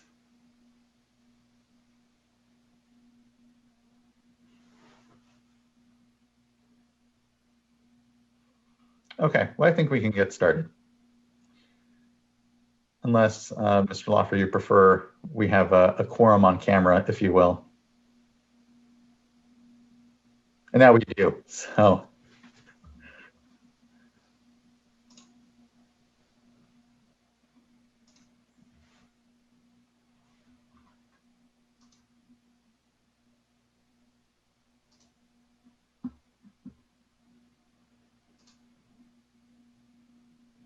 Everyone hear me? Yes, we can. Hello, Miss Abholt. Thank you for joining us this morning. And just want to start off before you start and just say thank you for your incredible leadership of the needs assessment unit, of this work, of a lot of other work as well that I know you have been involved in. And just want to thank you for that incredible leadership. And look forward to your presentation. And good morning, Chair Esquivel. I'm unmuted now, so I can lead us off into this topic. I definitely want to take this opportunity. What I find is a very, historic moment in my career to see this action come before you. If I could indulge you and give a little bit of an origin story on this, I think it is helpful for people to understand that this isn't just some report that popped out of nowhere, that it took a lot of time and effort to get to this point. Before even the people that worked on it and did the fabulous work on it, there were others that were paving the way associated with this. So if we go back to before even SB 200, there was a time at which we were realizing that we had quite a struggle with the newly developed newly brought over drinking water program and the water systems that we oversee and the financial program that we were working on, the drinking water SRF and the bond measures that we inherited from the Department of Public Health and how we were going to proceed into that. And at that time, I was in the deputy director for the Division of Financial Assistance, and Cindy Forbes was our deputy director in drinking water, along with Liz Haven, who was on special assignment at the time. We hatched some schemes, and I'll just leave it at schemes, on how we might proceed into this and what we really needed to do in order to try to really get at the different world of drinking water compared to the world we were used to of wastewater utilities and stormwater utilities. Very, very different makeup and different history. And so grappling with that, we put forward some ideas on how to proceed. Of course, as we were making the case for what we needed to do to try to address the needs associated with the drinking water universe, we ran up against the ability to make that case. One of our first attempts at that was the Human Right to Water list. The Human Right to Water policy had been passed by the state and adopted, and we were wholeheartedly moving forward with that. And, we definitely were able to grab onto systems that were known to be failing and present those as certainly an obvious need. But I think we understood that there was something deeper behind that when you looked at all the work we had done, and we seemed to be so busy always addressing the ones that were failing and never really feeling like we were fully getting ahead, and changing the circumstance. Certainly we did great projects that helped a tremendous number of communities and spent a lot of the state's money in a really important fashion. But you want to see the numbers go down. You want to feel like you're gaining traction on what the problem is, and the problems seem to be the same. So I think there was a fundamental shift in kind of our thought process associated with this. And to put it kind of briefly, the systems that have failed were not the systems, those systems that were out of compliance was not the problem. It was the systems that were going to be out of compliance. Those that were at risk of failing was how we needed to address this problem and move forward into that space. And just that little shift of thinking away from who's failed and how do I help them to who's about to fail and how do we keep them from failing really makes a bit of a fundamental shift. Now, you saw earlier from a presentation from Mr. Hinojosa on the drought risk assessment, and that is a very important part, which we have folded into this report, and I'm sure Ms. Abhold will later discuss how we incorporated that as well as many other data sources we were able to pull together and proceed into this. We see these as additive. The drought risks tool definitely points to one risk factor. As you well know, and everybody in this space knows, there's multiple things needed other than a water supply to keep a water system running. The presentation that you're about to see will go through a lot of that and explain how we've tried to weigh those factors going forward.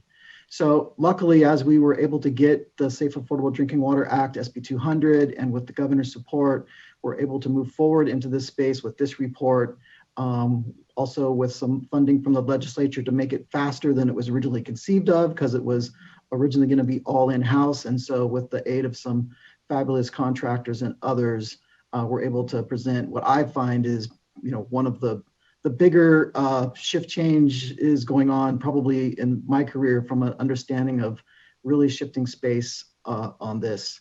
So with that, while some of us thought up this idea, the good credit, really the most of the credit should go to those that actually accomplished that thought. It's one thing to have an idea, it's another thing to actually pull it off and present it. So with that, I would like to turn it over to Kristen, who led this effort with our staff and many others that helped in this to bring it forward. So Kristen, thank you.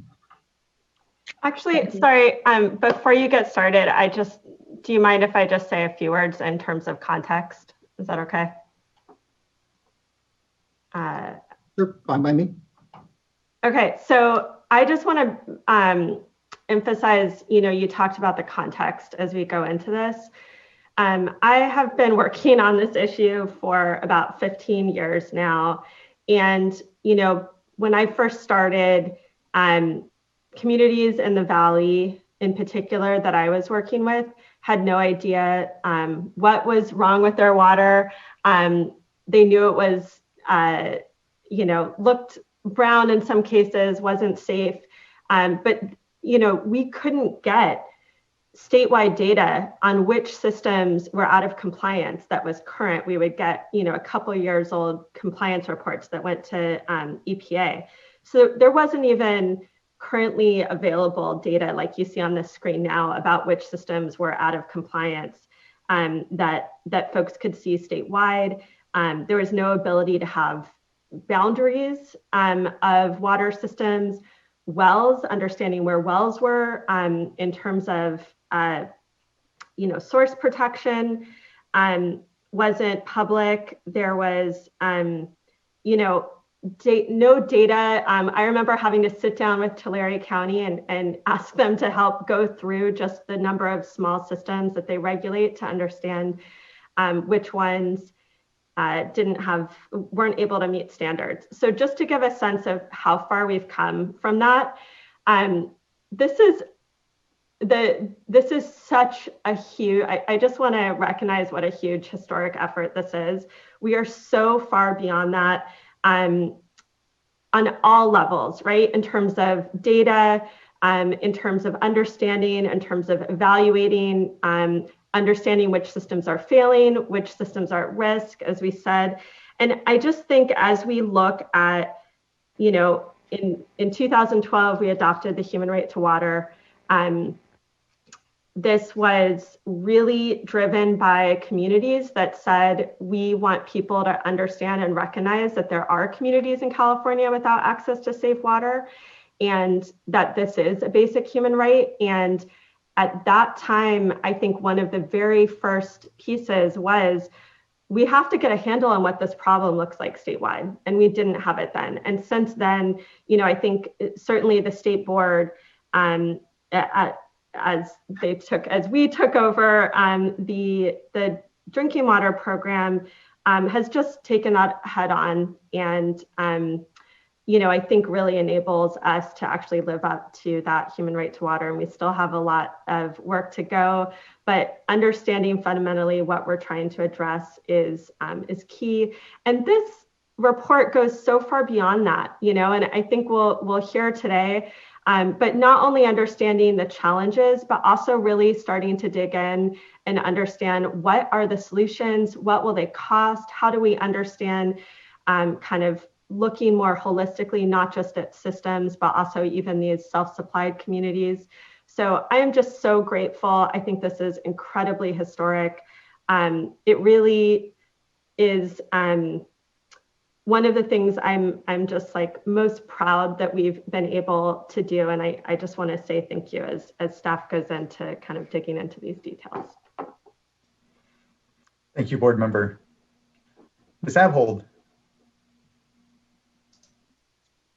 Thank you, everyone. I appreciate the opportunity to present this work to you today. Before I begin, I just want to say that I am speaking on behalf of a very large team that worked on this entire report, which included staff from across the water board, not just within DDW and our needs analysis unit, but within DWQ, OPP, a lot of support from DIT, a huge team of folks, and then our amazing contractors. You'll hear from Greg with UCLA in just a little bit, but we had a lot of subcontractors as well. Pacific Institute, Corona Environmental, Sac State Office of Water Program, and the University of North Carolina Environmental Finance Center. And we also coordinated a lot with DWR. You'll hear about that in just a bit, and also OWIHA. And then we've had lots and lots of stakeholder involvement in this process and the development of the methodologies that resulted in this report. And we'll try to touch on some of those meetings later in the presentation too. So with that being said, and Darren gave a great introduction, and this all starts with the human right to water, with our list of failing water systems. And you'll see on the screen here, and this is an early map. We actually currently have about 331 systems that are meeting our failing criteria. And we call these systems our human right to water list systems, because they're failing to meet the goals of the human right to water. And really, if you look at systems that are failing, most of them, 90%, are those that are small. They have 500 service connections or less. And you'll see how that kind of plays into our analysis later. Next slide, please. And as Darren mentioned, our human right to water and this challenge of systems that are coming onto the human right to water list every year helped spur the passage of SB 200 and the creation of the SAFER program. Again, the SAFER program does span across many divisions within the water board. But what's fantastic about SB 200 and the SAFER program is that we have a set of tools and resources to really help systems that are currently out of compliance, that are on our human right to water list, but also to identify those systems that maybe are at risk of failing. And you'll see here, I'm going to focus a little bit on the first two tools in our toolbox, little tongue twister there, our Safe and Affordable Drinking Water Fund, which is our new funding source that helps support the SAFER program. And we couple that with other funding programs, but this is a new one that has a broad set of eligibilities. And then data collection and analysis, the fun stuff. We have other things that we do under the SAFER program. We have consolidation, regional solutions that our engagement units are spearheading. We have administrators, and we are providing technical assistance and capacity building resources as well. But again, I want to focus on these first two icons here. Next slide, please. So what is the needs assessment? We're hearing a lot about this big report that's out, and I wanted to provide a little bit of context about what's in it and why we have to do it. SB 200 requires that this new Safe and Affordable Drinking Water Fund has an annual fund expenditure plan, which helps prioritize how we target financial and technical assistance underneath this new program. And it says in SB 200 that the fund expenditure plan should be informed by this annual needs assessment. And like Darren mentioned, the original idea of this needs assessment came before SB 200, and it was a contract with UCLA and our subcontractors. But we worked over the last year and a half to really pivot the scope of this work to align with the goals of SB 200. And you'll see here that our needs assessment has 3 core components. It has a risk assessment, a cost assessment, and affordability assessment. You'll see underneath each of these icons kind of who each assessment applies to. Our risk assessment is identifying those systems that are 3,300 service connections or less in K through 12 schools, state small systems, and domestic wells that are at risk of failing. And we will go over kind of our definition of failure in just a little bit. Our cost assessment then says, here's our list of human right to water list systems, those that are failing, and here's our list of at-risk state small systems and domestic wells. What is the price tag to bring these systems into compliance, to help them prevent them from falling out of compliance? And we really wanted to take a look at the full cost of implementation of solutions, not just the cost to the state water board. We also did a gap analysis, a funding gap analysis as part of our cost assessment. We looked at available funding within the state water board's grant and loan programs to try to determine whether or not we would have enough to meet our estimated needs. And I'll go over those results in just a bit. And then we did an affordability assessment, which is looking at our disadvantaged communities statewide, trying to understand the full breadth of affordability challenges that may exist across the state, which is going to influence our decisions, I think, around how we target our financial assistance underneath the SAFER umbrella. Next slide, please. So this is our challenge, and again, framed really well by Darren earlier. Approximately 47 unique water systems are added to the human right to water list each year. But we really needed a mechanism, a methodology for identifying those systems that may come out of compliance. We like to call it our early warning system to identify those at-risk water systems. And I'm going to turn it over to Greg from UCLA, who helped us develop this methodology for public water systems. Greg? Thanks, Kristen. Next slide, please. So I'm going to briefly run through the details of the risk assessment for public water systems. Again, it's entailed looking at systems with 3,300 connections or fewer, as well as K through 12 schools, which I believe amounts to 2,779 systems at the present time. And the risk assessment methodology for water systems really has 3 core components, as you can see on the screen. The first, of course, would be to identify the indicators or metrics that really convey risk of water systems falling out of compliance. And we actually looked at, I believe it says on the next slide, we started out with 129 risk indicators and sort of narrowed down to 19. Through a very engaged external and internal stakeholder process, review of the data and review of the literature. And those 19 risk indicators that are included in the inaugural needs assessment really fall in 4 categories, which you can see on the left-hand side of the screen: water quality, water accessibility, affordability, and then technical, managerial, financial capacity, or TMF. Once risk indicators were identified, the next step was really to set thresholds or numerical point values for each risk indicator that conveyed when exceedance of the threshold or multiple thresholds for an indicator meant that a water system would be more at risk. And then the last step in terms of the methodology was to apply weights both to individual indicators as well as across categories to convey relative differences in the importance or criticality of both indicators and categories in contributing to overall risk. Next slide.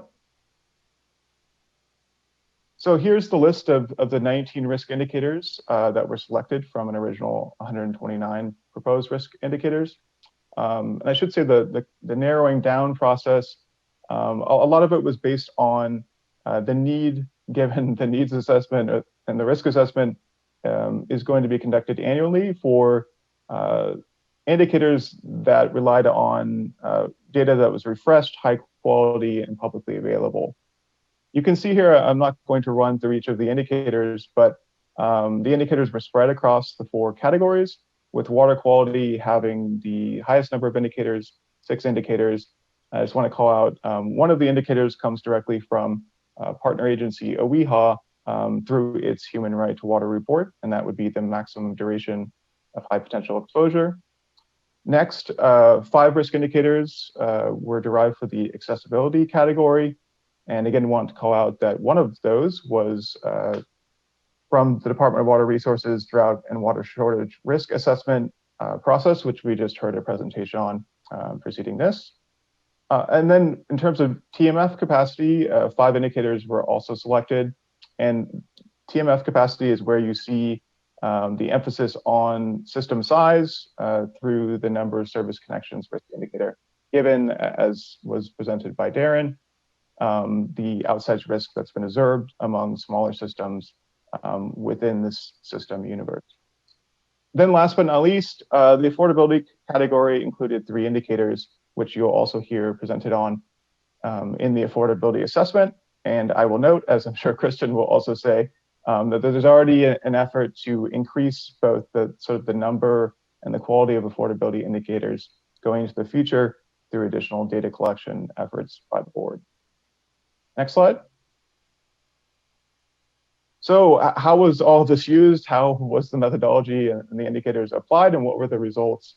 Again, we have a lot of detail. There is a lot of detail in the final report, as well as previous white papers and webinars on how we got to this point. But among the 2,779 systems that were analyzed in the risk assessment, you can see the results here. And essentially, excluding the human right to water list systems from the analysis, although those systems were used to calibrate the results and thresholds for determining whether systems were at risk, you can see that 617 systems were designated as at risk, and I believe that is about 25% of the systems considered. 552 systems were scored as potentially at risk, and that's 23% of the universe of systems. And then 1,284 systems were scored as not at risk, and that equates 52% of the systems considered. The final thing I'd mention, and I'm sure Kristen will again mention it later, is that the data for the risk assessment, both the raw and process data, is already available online, thanks to the efforts of the Needs Analysis Unit staff.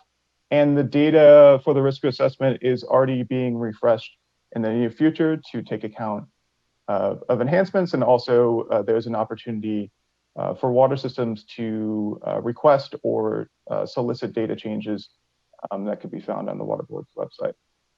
With that, I want to thank you for your time and turn things back over to Kristen. Thanks, Greg. It was an amazing effort to get us where we're at. I forgot to mention earlier that there were 14 public workshops that were hosted over the last year and a half to get us to this point. So we're excited to be presenting the results, as you can imagine. I'm going to do my best to speak for our Division of Water Quality to discuss their risk assessment methodology and results for state smalls and domestic wells. We did have to create 2 different methodologies for the risk assessment due to data limitations and constraints. The methodology that Greg discussed was the one employed for our public water systems. We had a different approach for our state small water systems and domestic wells, where we combined water quality estimates based on samples of wells at a depth where we think most domestic wells and state small wells would be drawing water from, estimated the potential for water quality contamination. And those systems that are kind of in these red zones here are most at risk of having water quality above an MCL. This is called the Aquifer Risk Map, and it is available on our website to explore. If you go to the next slide, please. Based on the analysis done by the Division of Water Quality, using, again, our best available data, both from water quality, but also on our locations of state small water systems and domestic wells, it's estimated that 611 state small water systems are at risk, and nearly 80,000 domestic wells may be at risk. Again, I really encourage folks to check out the Aquifer Risk Map. It is an amazing tool and resource. I do want to highlight before we move on, it came up in previous presentations today. There is a limitation in data here. This is our best available count of where we think state smalls and domestic wells are. We do have a new effort underway currently, which is required under SB 200 for counties to submit to the Water Board water quality and location data for state smalls and domestic wells, and that effort is ongoing right now, and we're hopeful to have a good data set by the end of the year, and happy to talk about that later. But those are the results of our risk assessment. Next slide, please. Our next step was then to take our human right to water list and our at-risk list of systems and model potential interim and long-term solutions for those systems so that we could do a cost estimate, again, to figure out what that price tag might be to provide solutions to these communities. There was a lot of work done, and you can definitely dig into the methodology if you're interested in our paper, but I wanted to just focus on kind of what was the selected solution type for these different types of systems.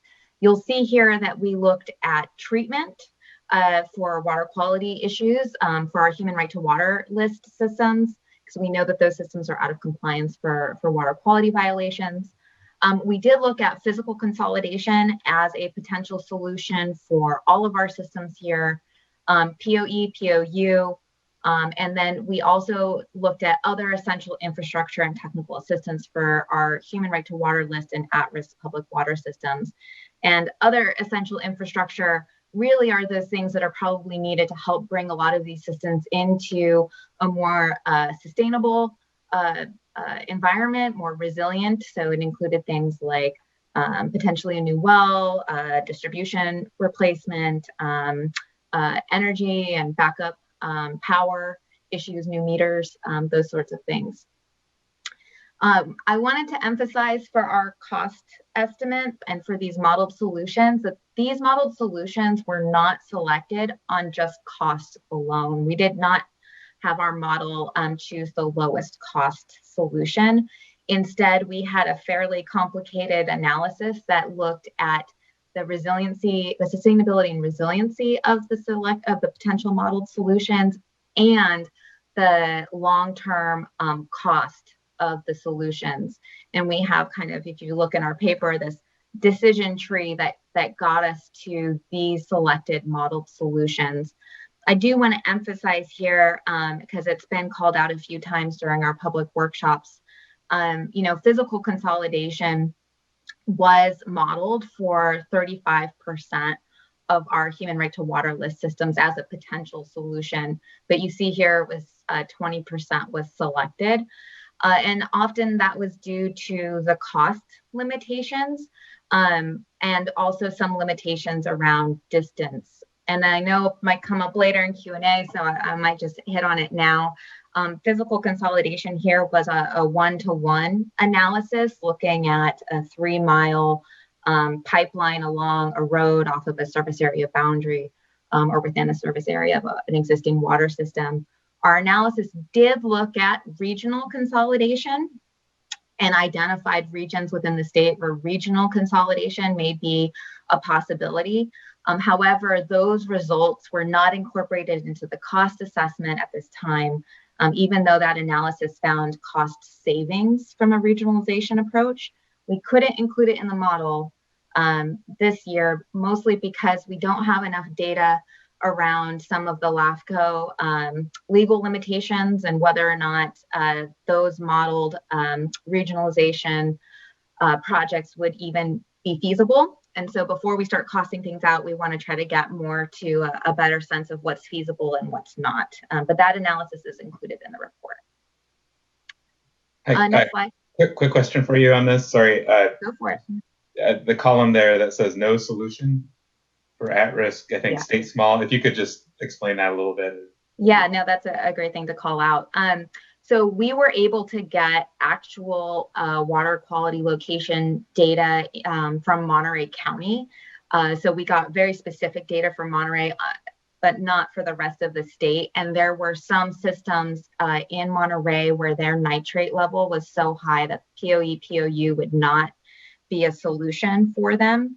And also physical consolidation would not be a solution for them. We didn't look at treatment as a solution this year for state small systems, but that's probably where they would need to go. Does that help? Yeah, that's very helpful. Thank you. Great. Okay. Next slide. Thank you. So our cost assessment model helped us identify what we would say are the modeled solutions for our at-risk and human right to water list systems. But in order to figure out what that final price tag is, we had to really do a lot of thinking about how costs really break out for communities and for the state. So we had to refine our cost estimates, and what we did was we projected out 5 years to try to estimate what that cost would be for the state, looking at our projected number of human right to water list systems and at-risk systems that would be coming on the list each year. Now, we didn't go out the full breadth of the program, 9 years from now, mostly because there's just too much unknown. We anticipate probably new regs, drought that are going to complicate things, which would really make our cost numbers probably not realistic when we go out that far. So we were trying to be conservative and we kept it at 5-year estimates. What we did was we looked at the costs and then we had to break them up into pieces. How much is grant eligible based on project eligibilities and community characteristics? If you are a small economically disadvantaged community, you're more eligible for grant dollars compared to a larger water system that's not economically disadvantaged. And so our number, we identified about 3.25 billion of the price tag is eligible for grant. We then looked at everything that's not eligible for grant. That's often called local cost share, because if it's not grant, then the costs have to be borne by the community. It's either going to be, through a loan or through pay as they go if they have cash on hand. But the ratepayers and the community are on the hook for those costs.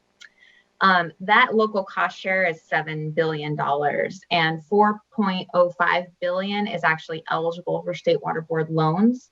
The remainder, $2.95 billion, is not eligible for State Water Board loans, and that includes some capital costs, especially for those larger non-DAC water systems, O&M costs that aren't met by a grant, and interest payments. And it was really important that we calculated the cost of financing interest payments as part of the long-term implementation price tag, because that makes everything more expensive. So our 5-year total refined cost of implementing solutions for our human right to water list systems and at-risk systems is $10.25 billion. Next slide, please. We used that breakdown of need to help us identify our funding and financing gap with the State Water Board resources at our disposal. Our grant funding gap over this 5-year time period is estimated to be about $2 billion. And on our financing, our loan gap is also about $2.5 billion. I do want to emphasize, however, that this analysis was only looking at State Water Board grant and loan programs. It did not include other programs that are available throughout the state to support these types of solutions. DWR has resources and other agencies, including the federal government, USDA's Rural Development Program, and others. So we did in the report include a breakdown of other funding sources that water systems and communities could try to seek funding and financing assistance from. But due to the limitations in kind of data availability for those programs, not sure how much would actually be able to cover some of the costs that we've modeled. Those are kind of the drivers for why they were not included in the gap analysis. Next slide, please. So that was our cost estimate results and our gap analysis results. The final component of our needs assessment was this affordability assessment. And unlike the risk assessment and the cost assessment, this was looking at a very different kind of set of water systems. We looked at all community water systems.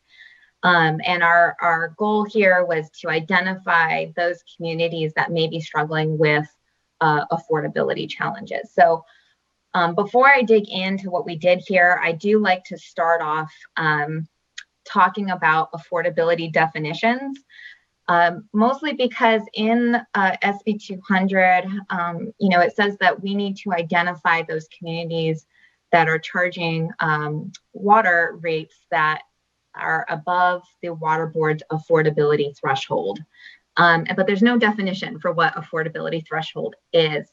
And so as we kind of explore how the water board wants to define what affordability threshold is, I think it's important for us to step back and look at what affordability might mean in the context of water. I like to start with household affordability because I think that's where most people go when they think about affordability challenges. And really, household affordability is the ability of individual households to pay for an adequate supply of safe drinking water. Can they pay for their water services? Household affordability then contributes to community level affordability. It's the ability of households within a community to pay for water services and financially support a resilient water system. You may have a community that has households, a certain number of households that are facing affordability challenges, but as a whole, the community is able to financially support the water system so that it can provide safe and drinking water. But sometimes you have a community where enough households are struggling to pay their water bill, where then the water system may not get enough revenue to support their needs. And really, that's all connected to then the water system, financial capacity. And when we're looking at a water system's financial capacity, you have to both look in the short run and the long run. Are they bringing in enough revenue to support their immediate O&M needs? But also, are they bringing in enough to meet some of their long-term infrastructure investment needs to their capital planning, asset management, all of that, so that they are resilient for the future? And it's all interconnected, right? Because when a water system needs to increase their rates, it's going to impact household affordability, and it's all interconnected. So hopefully this helps kind of set the stage for when we talk about affordability, when we talk about affordability thresholds. There are different metrics, there are different things that we can look at within each of these definitions to help us assess affordability. Next slide, please. So what did we do this year? We went a little bit beyond what was done in last year's fund expenditure plan, which looked at this first indicator, which is percent median household income. And for those who aren't familiar with percent median household income, really what this is looking at is you look at a household's income and how much of their annual income are they spending on water services. If we have historically used at the water board a 1.5% threshold to distinguish between those that may be experiencing affordability issues and those that are not. And then others outside the water board, like US EPA and others, have used 2.5% as a threshold. And so we looked at both here. What we did differently this year is we added 2 new affordability indicators, which were also used in our risk assessment and identified through our stakeholder engagement process.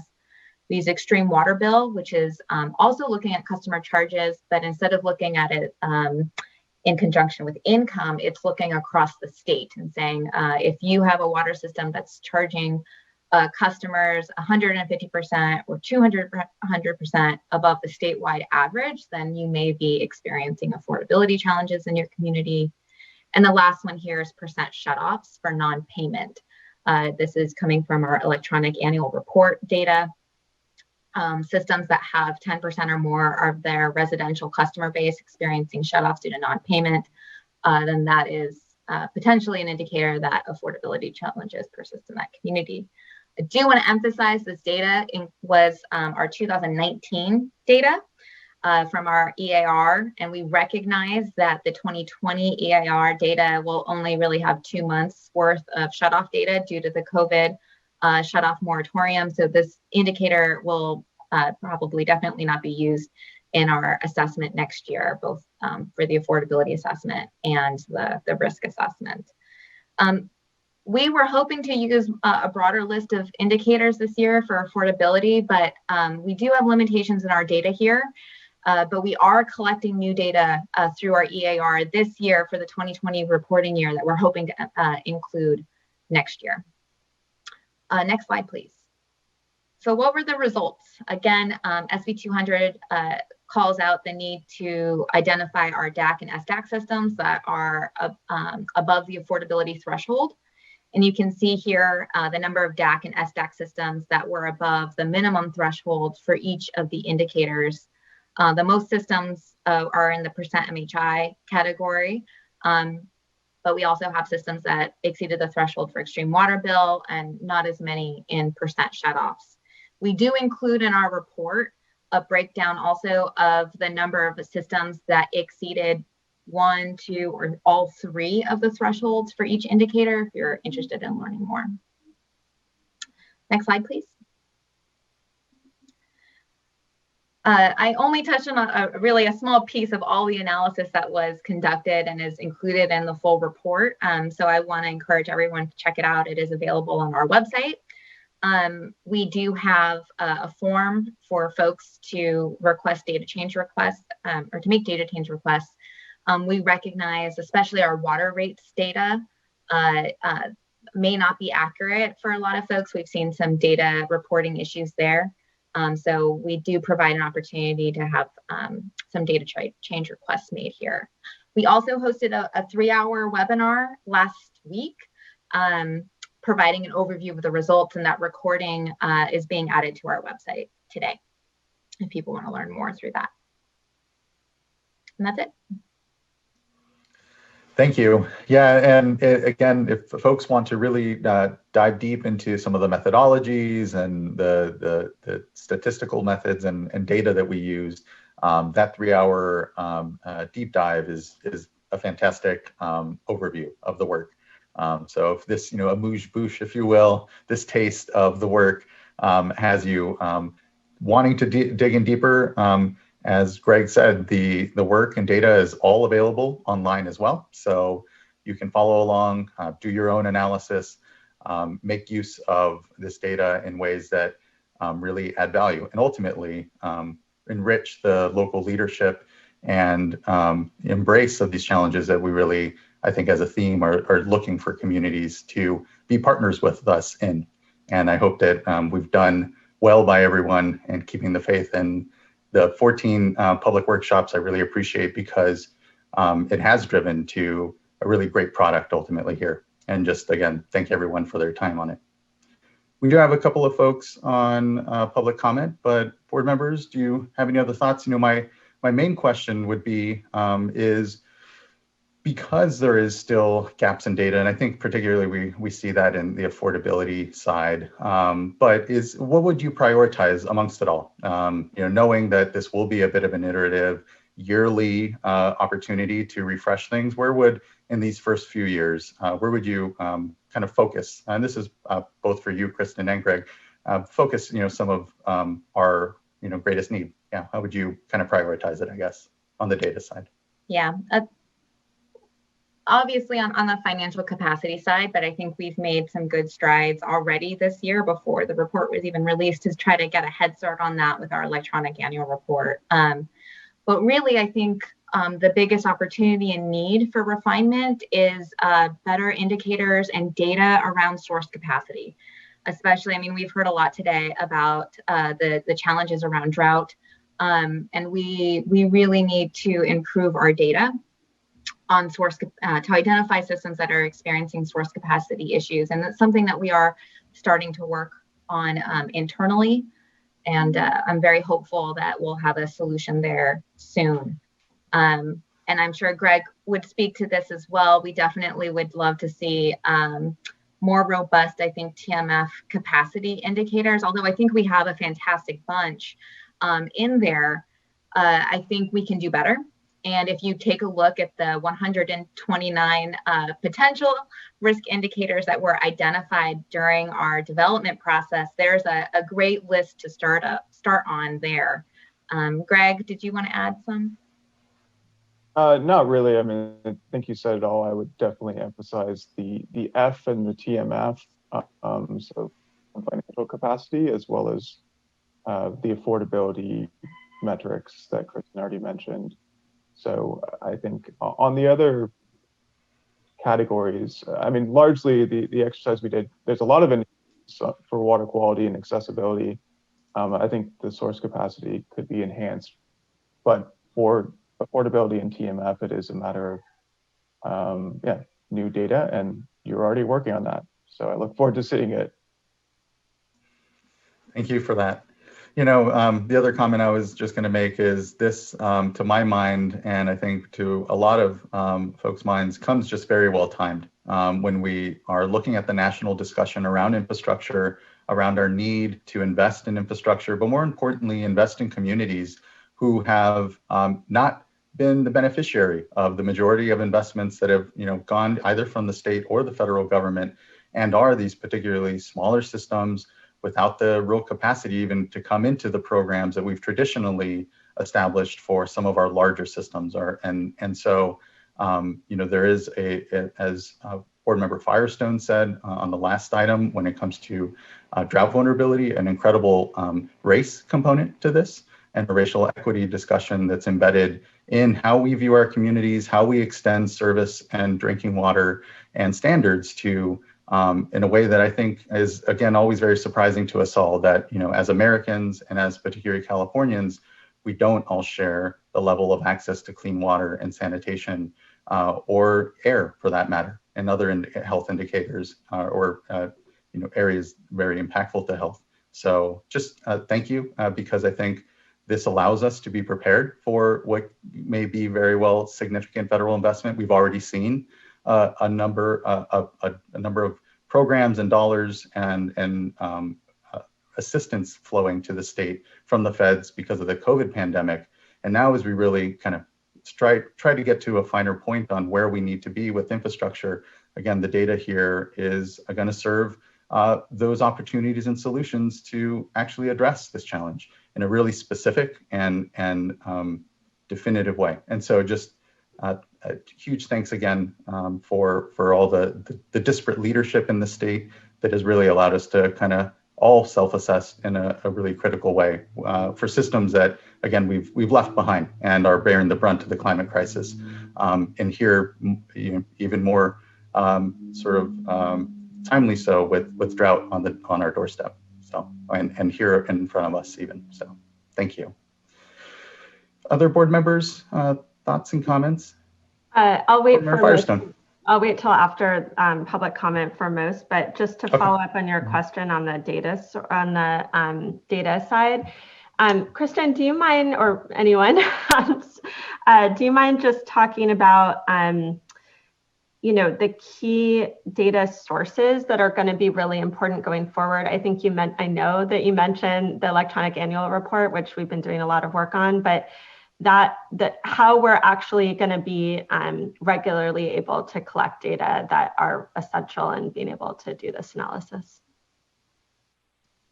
Now, that's a great question, Laurel, and we do detail in our report and our white papers all of our key data sources and the limitations of them, to be honest. Our big data sources that we currently rely upon are the electronic annual report and our CIDWIS database and water quality data that comes through right now, WQIR, and we have another one coming online very soon. And then obviously we did use the DWR results, and would love to see that effort continue, because I think that is a very important data set to include in our analysis. There was data used to inform the cost assessment model that was pulled from sanitary surveys.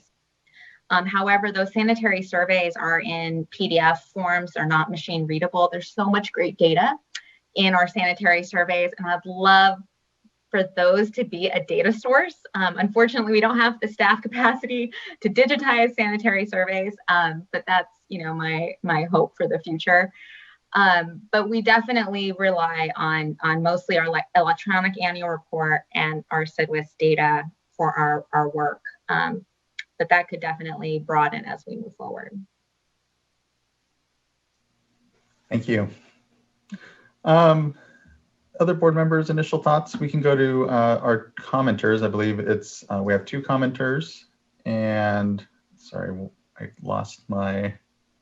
I'll wait for the scroll to scroll back up. I believe our first commenter is Mr. Eric Oriana. So.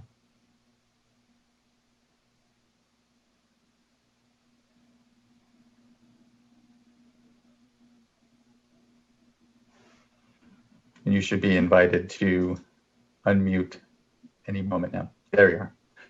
Thank you, Chairman. Sorry, I was having just a bit of. Oh, it's okay. No, it's okay. And Elise, good to see you again. Thank you very much. Really wanted to say a big thank you to all board members and State Water Board staff who were instrumental to the release of this needs assessment. As board member Firestone was saying, this is a historic moment as we're getting much needed data to really get us closer to providing drinking water solutions to the most vulnerable communities and the communities with the most need.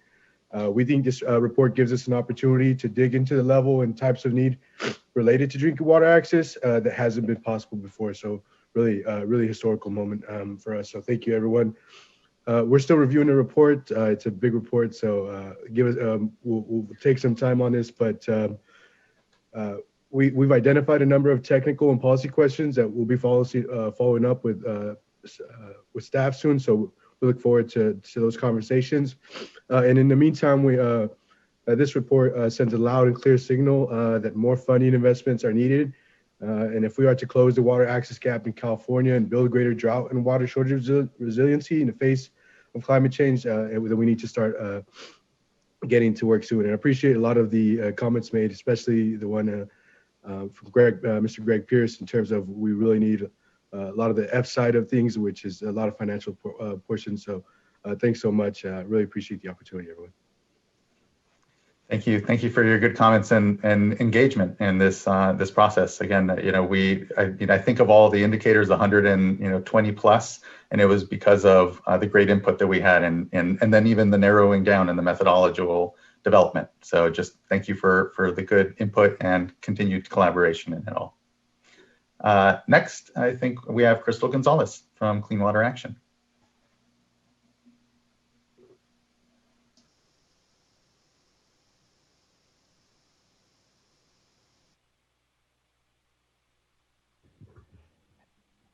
Ms. Gonzalez, go ahead and try again to unmute. Okay, there we go. Yeah, sorry, too many.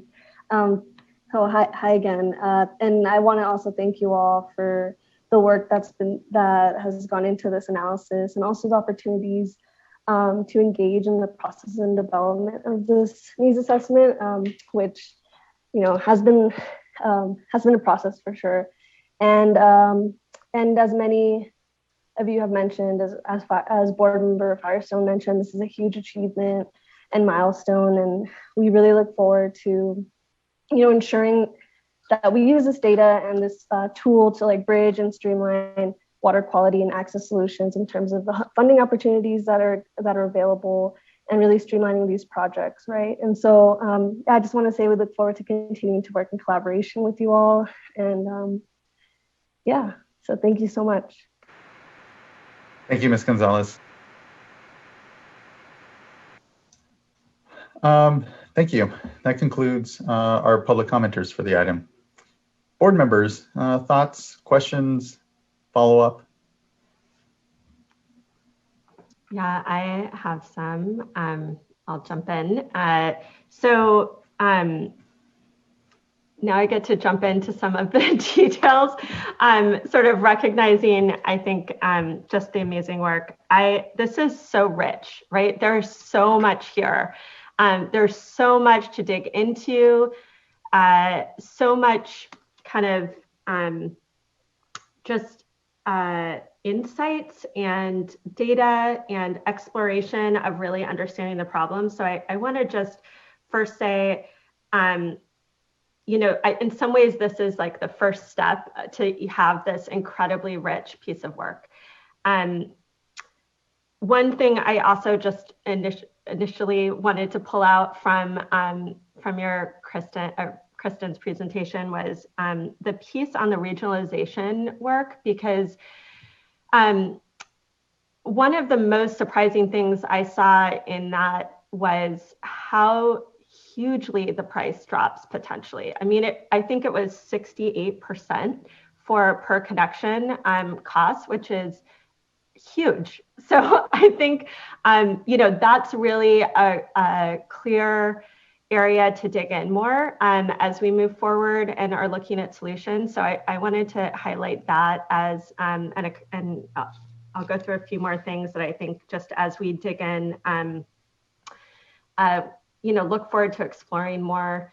And you know, as I go through these, I don't think this is all stuff that our staff explores. You know, a lot of what this is really creating public information and data so that partners of all sorts can dig in and develop more insights. So that's one area I think there's just a huge potential to understand better.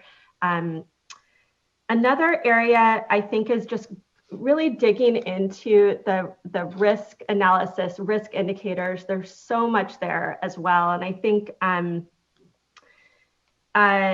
as we look for that in each step, there's, again, a lot that we can dig into. So when we did our initial analysis, there was, as you said, a lot of the indicators that I think rated high as in their appropriateness for predicting risk, there just wasn't adequate data for.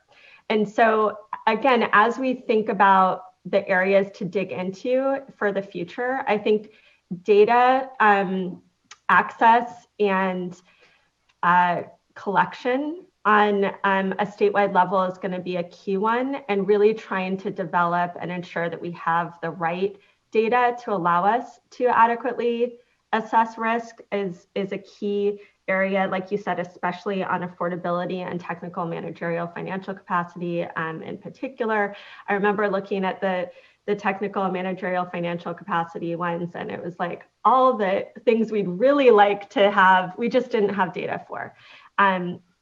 The other thing I think would be really interesting that for future work, and you know, maybe this is more on the academic side, Greg and others, but just is being able to, and I don't know, you know, if it's regression analysis or what it is, but really trying to look at data and understand what indicators are really the best predictors of systems failing. I think we did this first cut as, you know, I think probably the right ones. We had, you know, a lot of good information in going there, but you know, even more analysis and robust analysis on what really are the predictors of failing, because as Darren pointed out, you know, we're seeing many systems coming onto the human right to water list each year. So digging into that, I think would be ideal. And I know we all, I know that was an area that folks were on the wish list, I guess. And then the other area I think is interesting to explore is this idea of how we're, like, the thresholds we set, the weighting that we do, and then this idea that, you know, we wanted to come up with an at-risk list. And so ultimately we also just combined all these areas. And the reality is, you can get on the failing list for just one of those, right? Like if the water quality goes is over a threshold alone. Even if you rate really great on the other ones, you could fail. And I know we tried to take a lot of that into account, but just thinking about as we just talked about drought, water supply, we're seeing with COVID, the affordability crisis, that just how we think about and are looking at risk, even just piecing apart and understanding how we're looking at weights, thresholds, and kind of whether the combined approach really makes sense as we're trying to understand risk when we pull all those together. I mean, I think, for what we needed to do for this, that really makes sense. But just as we kind of dig into, like I said, the richness that is here. And I guess the last kind of 2 points, maybe combined, is just given how rich this is and really foundational, a key thing is going to be dissemination of this and being able to really engage with regions in particular, all actors at the local level and regional level, as well as state and federal partners, about what this is saying, what potential risk is within, local communities that may not be as visible to local actors that could be essential for actually ensuring everyone has safe drinking water. I really hope that we can, and want to. I know our staff are interested in looking to do this, but I think just emphasizing the need to do some of that really focused outreach and engagement around a lot of this data, and then resources and resource needs is going to be critical to ensuring this has the impact that I think it can and should have. And not just really, when we think about this overall issue, in some ways, the funding and the assistance is somewhat the easy part. Like, it's not easy on a political level over many years I've seen, but we've gotten there, right? Where this is a priority in terms of state and federal funding. We need a lot more. We've identified that, but that's only one piece of the puzzle to solving this. And so much, really, at the end of the day, this is, are folks on the ground able to get solutions in place? And we are one partner in that, but this isn't going to be solved unless locals are and partners at all level are able to make this happen. So I think we just need to look at this as our ability to be a good partner, to be proactive in that, and to really ensure that we're empowering the locals to get solutions in place that are going to be sustainable and achieve ultimately, I think, what we've set as our goal for the state. Thanks. Thank you so much, board member. Other fellow board colleagues?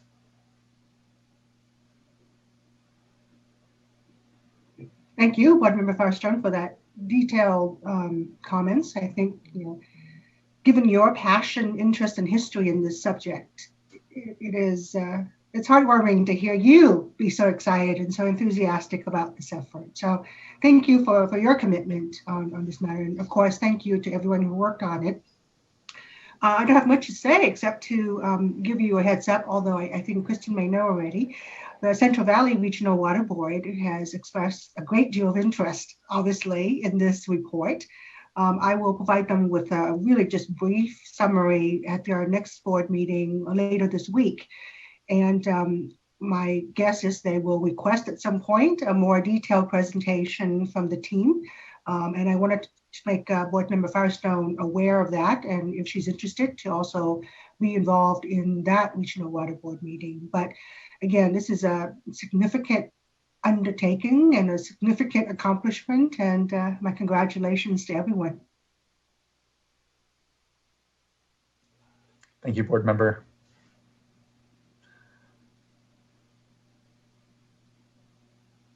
Any other thoughts, comments?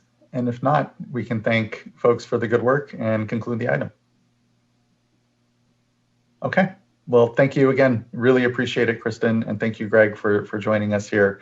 And look forward to the further iteration of this work, rather, and knowing that there's already some changes in line for the electronic annual report, looking to see how that gets incorporated and how we continue to do well by the work. So just thank you. And to board member Firestone, again, just great thanks for her leadership in this space as well, and getting us just, again, a really incredible product in the end.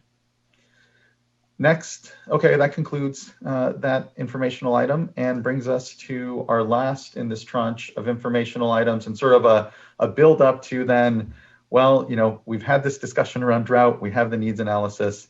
So now we're going to discuss drought and response to impacted drinking water systems and some lessons learned from the previous drought then, which will be, I think, great to kind of cap off this discussion around as we manage through current drought. And so thank you. Appreciate Leslie,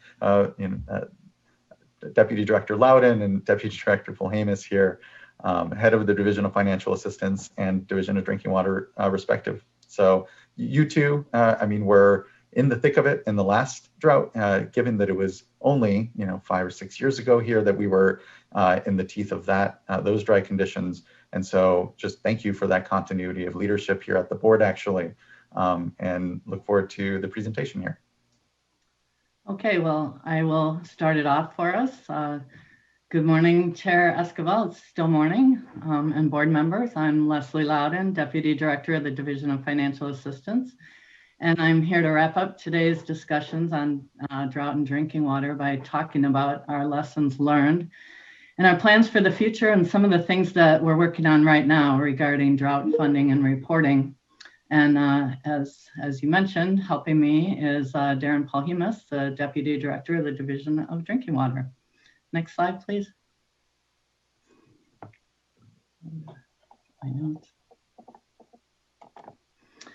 Okay, to provide some context, I'd like to start out by talking about the projects we funded during the 2014 to 2017 drought. And then I'll go over our current projects that we have in place to help out with emergencies, including drought emergencies.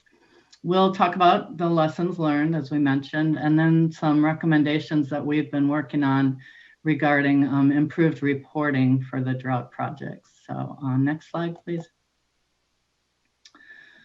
This map and graph show the number and types of emergency projects that the Water Board funded during the 2014 through 2017 drought.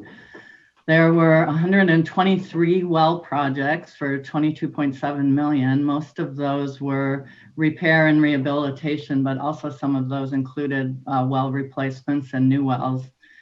We had 116 bottled water projects for $14.3 million. We had 3 projects for households and small systems, and those projects served multiple systems. It wasn't just 3 individual households, obviously. We had 21 projects for treatment and 57 projects with tanks and/or hauled water. We also had 24 projects for consolidations or emergency interties, and as you can see, those projects were spread throughout the state. So in total, the Water Board funded 356 projects for $55.5 million. So it was a lot of projects. Oftentimes, communities had, several projects. They may get some interim supplies while working on, the longer term projects. And this is just the Water Board funding. There was also funding available through the Department of Water Resources. The California Office of Emergency Services provided a lot of funding, and they were really there for the real critical immediate response on a lot of the drought issues. So they had quite a bit of funding. And then also the U.S. Department of Agriculture funded a lot of drinking water projects. Next slide. So these next 2 slides are listing the projects that we have right now, and they're really continuation of projects that were initiated during the last drought. Some of our newer regional programs, such as the Self-Help Regional Bottled Water Program, the Central Coast Regional Program, and the Household Well Replacement Program, were created following the drought to respond to the continuing funding needs, but doing it on a regional basis, which is a much more efficient way for us to administer the funding. And these are continuing projects that are in place right now and will be able to help us to respond as the drought conditions continue or worsen. Next slide, please. And this slide shows just the other programs that we currently have in place that could be used to help with the drought emergency. They're mostly bottled water though, and so that doesn't really provide adequate water if somebody is having a water outage, you know, to deal with cooking and sanitation and things like that. This is just bare minimum bottled water. So the total for the funding that we currently have in place is about $11 million, although we are working on some projects with our technical assistance providers to look at where we have gaps and being able to add some additional funding potentially for emergencies through some of our existing technical assistance programs. Next, please. So from a funding perspective, we learned a few things that can help expedite responding to drinking water emergencies going forward. I think I heard Board Member Firestone say this earlier, but coordination is the key. With so many different sources of funds and the differing requirements regarding eligibility, environmental conditions, et cetera, getting all the funding agencies talking early on really helped to figure out which funding source could be tapped for the different projects. We had many regular coordination meetings with the state and federal agencies, and then also many project-specific meetings to work out all the details and the requirements between the agencies. We also met regularly with USCPA and with Indian Health Services to try to address some of the tribal needs. And it certainly added complexity for both the funding agencies and the recipients to have multiple funders on a project. If possible, it would be preferable to have just one agency fund the entire project, just have one agreement, one set of invoicing and reporting requirements. It would really help the systems as they're trying to get their projects constructed, you know, under these emergency conditions and get reimbursed in a timely manner during the emergency. The reporting to multiple different sources also really complicated matters, and it took a lot of staff time. We did a lot of manual reporting and compiling and things like that. So we've been working on some recommendations, which I'll talk about a little later with regard to how we could streamline some of that reporting. And then finally, there are a number of internal DFA procedures that we're working on in order to respond more quickly and efficiently to emergency situations. These are, we're establishing, getting the delegations in place so that we can get those project approvals done quickly, looking at streamlining an application and creating a specific drought project application and some drought templates for agreements so that we can get those through the process more quickly. We're also working on some master agreements, as I mentioned, with some of our technical assistance providers. And that would function similar to the TA agreements that we have right now, where we could quickly assign projects to our nonprofit providers. And so we were looking, as I mentioned, at trying to augment some of those existing agreements so that we have them in place so we can respond more quickly for the emergency projects. Now I'm going to pass it over to Darren. He has a couple of slides that he's going to talk about. Next slide, please. So the lessons I learned I wanted to bring to you today focus a little more externally than internally. There's a lot of little lessons we're incorporating internally, but what I wanted to talk about today was interaction with the water system. So before I jump into this, disclaimer, we have a full spectrum of water systems, those from very capable and do an outstanding job, and this isn't to disparage them in any way or disparage water systems broadly, but of course, what we're trying to focus on is those that have difficulties and problems. So the first one here that was very surprising to me, being new to drinking water, as I both was in DFA and then in this position in the Division of Drinking Water as we entered into the drought, was the fact that, or the number of water systems that on, and as Leslie would say, 4:30 on a Friday afternoon would call us up and say, I'm sucking air and I don't know why my well quit. And that just seemed to be phenomenally problematic. It damages equipment. It's something that can be avoided. And so a bit of information and push along that line seems to be appropriate. one of the things we can do here now that we couldn't do last time, and I'm putting this forward for board discussion at some point, is to basically issue technical orders to vulnerable systems to require them to report to us. We have a new authority that came in SB 200 under 116530 that we can ask for certain types of technical reports. And one of those I would recommend that we consider issuing is a technical report requirement for some sort of routine reporting of their water level basis, basically the head in their wells above their pumps, so that we can keep a track and predict who is, can have some emergency actions taken before equipment damage has happened and other things. This will likely impose costs on some water systems that don't have this. In the last drought, we bought handheld monitoring devices and sent our staff scurrying out to try to do some routine well level monitoring for systems and get a feel for what was going on. And that's certainly no way to do it this next time. So that would be a very big one. The next one to discuss is water systems waiting until they need to activate an alternative supply and coming to us and saying, I need a permit next week. That doesn't happen. That shouldn't be the way they operate.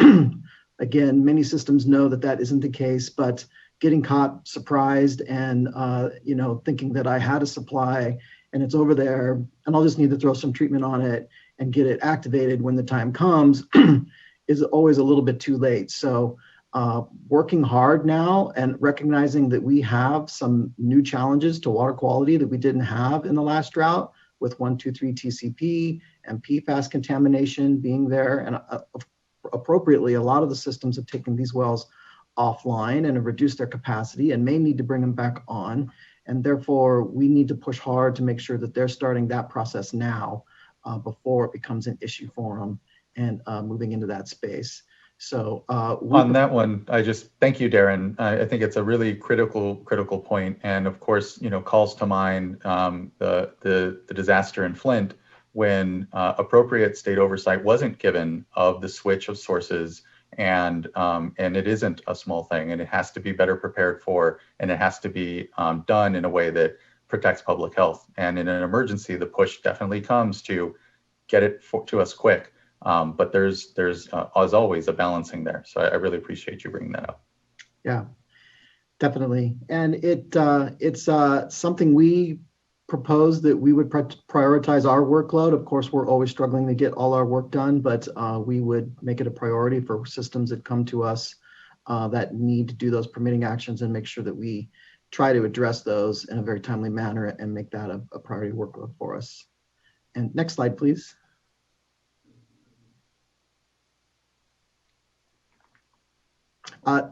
So also on level, this isn't as broadly as well levels, which are a little more hidden, but surprisingly also was a surprise to us in water systems at the time, or maybe it wasn't a surprise to them, but it certainly was when they called us up because we weren't monitoring it. And that's basically the water level over reservoir intakes.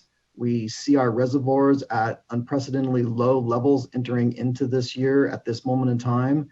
I would fully expect to see some of the intakes that water systems rely on to be dry and be, in needing to either switch over to other sources, which they may have or may not, or deal with emergency intakes. Some systems probably have emergency intake equipment that they had from the last drought and can reactivate that, but this is the time now to begin getting that ready, and also a time for us then to also make sure that we're working to make sure that they can permit that and move that ahead. Again, as a warning, and I think many water systems appreciate this and have already taken steps, but waiting until the time to call up the pipe supplier and the pump manufacturer and the barge builder that you need this stuff isn't going to happen overnight. Construction equipment is all, and materials are all hard to come by at this point in time of our economy. And so I would say anybody that thinks they can do that would be a problem. And again, we think that there is some ability for us to monitor this and try to make sure that systems are taking an appropriate step way ahead of time and can be there. And this could be another part of a technical report requirement that we could analyze and bring forward and try to have a better understanding and make sure people are getting the right oversight on that. And then finally, here is another one. Unfortunately, as was mentioned, I think at the very beginning of our today, that letters have gone out from our water rights system, our water right division, about potential dry conditions and the potential of curtailment. In the last drought, there were 22 connection moratoriums that the Division of Drinking Water issued in conjunction with those curtailment orders that were issued in the previous drought. When we issued those, we put them in place in such a way that there was an expectation that they would develop an alternate supply before we removed the moratorium. We will, of course, see how well we did and how well those sources really pan out. Hopefully none of those 22 return and they've all taken appropriate action, but I would anticipate that we may need to move ahead and put that in. I would also just highlight that knowing that the housing pressures in California are extremely high and it's a very important topic, but building houses on top of a curtailed water system and a drought doesn't seem to be a wise decision. And so, sometimes we do need to act with those moratoriums. We did see systems last time not impose adequately water conservation measures or stop their connections during the drought in the last period. I would expect they'll be tempted to continue the flow as well going into this. And that's a very important topic for us to consider and to be upfront and early about what we're expecting to do. And so we are coordinating with the water rights staff.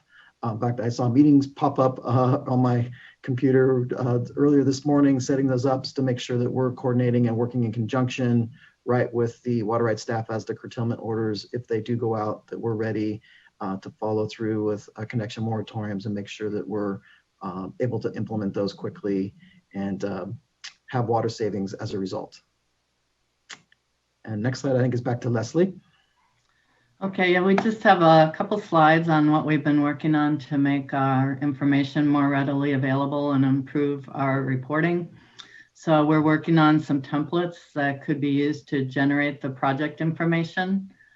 I hope you can hear me. Darren looks frozen. Okay. So that we could use that information and report to the multiple sources. If we had our templates and everything available, then we can recommend formats and have it all ready to go as we begin needing to report on things. We plan to automate these and create web-based tools and reports for both our internal work and for the public information.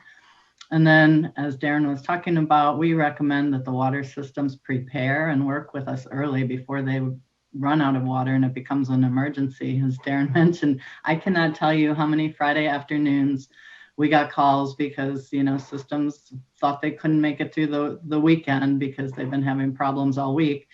And then it became an emergency and critical, and we had fewer options to respond to, and we had to really mobilize quickly to make sure that they didn't run out of water over the weekend. Next slide. So these are some of the reporting tools that we're using and developing through the SAFER program. And then we would, use similar types of reports that we plan to use for the drought. They're really great visualizations.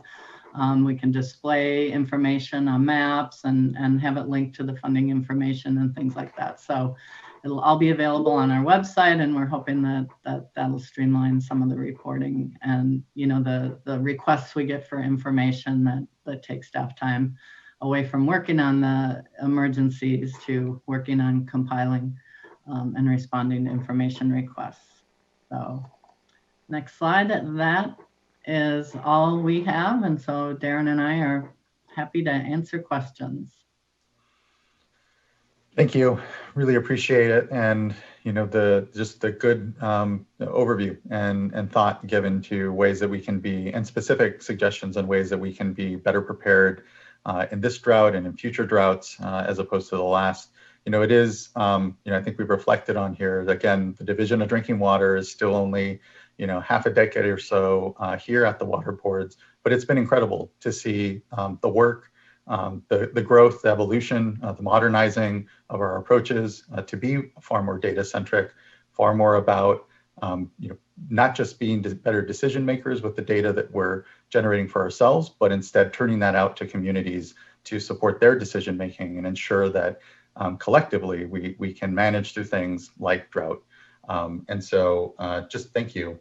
I think, I think one of the real key themes that I'm hearing here, and I think we touched on it before, is we're no longer waiting for systems to fail. And to Leslie and Darren's point, we're not that sometimes systems themselves may be a little disincentivized from reaching out, from notifying of issues until they're really too late to address. And we're trying to shift that and instead be far more active in our approach to assess and understand and predict and go to those communities with information, but also resources. And requests, of course, here around additional information or, again, at least reporting to us things that we as a state need to be aware of as we try to manage through crisis or manage through difficult circumstances here, again, drought being the specific thing we're talking about. So a common theme, and I appreciate that. And then again, the other common theme I'm seeing is around data, being better in our management of it, more refined in asking the right questions, and then importantly, turning that around to communities to collectively all be better decision makers in this space. And so just thank you, and know that this work will come very well timed in the months ahead for sure. And there again, the lessons of early engagement, better data, and modernizing our approaches are going to be pretty key. So just thank you for that leadership and continued leadership. Fellow board colleagues, I know we do have a few public commenters here. We have about 3, but please welcome everyone else's thoughts, questions, and direction. I just have one question and follow up on the moratorium and curtailment issue, Mr. Polhemus. So I know that there are statutes on the books right now regarding water supply availability for new housing developments, but I think that it's pretty large. I'm not quite sure what the number is of housing units. So just want to have a little bit more of a conversation on this issue. You mentioned that, in several of these systems, the moratorium remained in place for several years, but just looking for an opportunity here for better preparedness with communities. If you don't have to check the box unless you have, unless a local government is approving a permit for a large subdivision, then what other tools, of course the tools are there, but what else can we do to help remind communities of just the severe challenge that could be presented to communities with a curtailment notice? Yeah, for sure. I don't remember it exactly either. I want to say it's like, housing developments of 50 houses or more, the ones that you're thinking of where there's a requirement to, verify that there's water available to serve that new development. Most of our small communities aren't talking about adding that number of connections, but they are adding a dozen here and a dozen there as they go along. I think we also see some unprecedented new moves with, the post-pandemic environment where many people have moved out into, out of the urban centers and into some rural communities. So there's, housing pressure created there. And we do see that, that just goes unnoticed. And, I'm overstating it, but I think, in California for a long time, just, everybody figured out that, we would find the water after we built the house. And it was always there before. And so it seems like it would be there in the future. And I think we have run up to a reality between climate change and our population size and the use of our water resources that certainly it doesn't apply broadly. And it does raise some really interesting land use questions that we need to, as a whole, California, start to address at local level and county level in our planning associated with that. It's a bit hard for us to get at that, and we're definitely late to the game when extremes being curtailed. And now we're saying you got to stop, building as at least a first step. most of the systems that did struggle through that, it took all of them some time to identify alternate water sources. We wanted to try to vet them and make sure that they were real claims, not some promise drill another well someday or modify. Some of them stayed in position for quite some time. Some of them became political, where the local representatives fought us pretty hard about what was going on and the fact that we were keeping the moratoriums in place, which I think only goes to the development pressure, of course, that is a history in California. But I think ultimately we tried to make fair and honest decisions about whether they were at that. I don't know if all those sources have been developed. Some of them were probably in a planning stage and being implemented hopefully now, and so that we see that moving forward. But it is a troubling question and something we do need to get a little deeper into. With some of the other tools we talked about today, the drought map and other things, and have better conversations with our local land use agencies about what they're thinking and where they're headed. Yeah, I think that'd be helpful, just even conversations, flagging things that, are obvious to us, but, because agencies have a lot on their plate, land use agencies. So just would like to have some ongoing conversations about this. Yeah, I think there's another thing, if I could just kind of tail on that a little bit, it's a corollary to this that was a bit frustrating for us as well. Many counties treat the drilling of new wells as just an administrative process, and they don't really evaluate what the impacts would be on surrounding water sources or anything.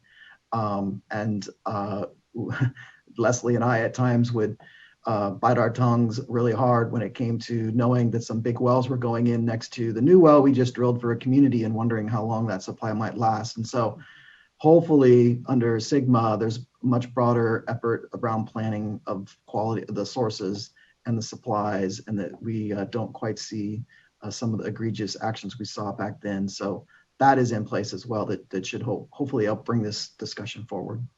Great.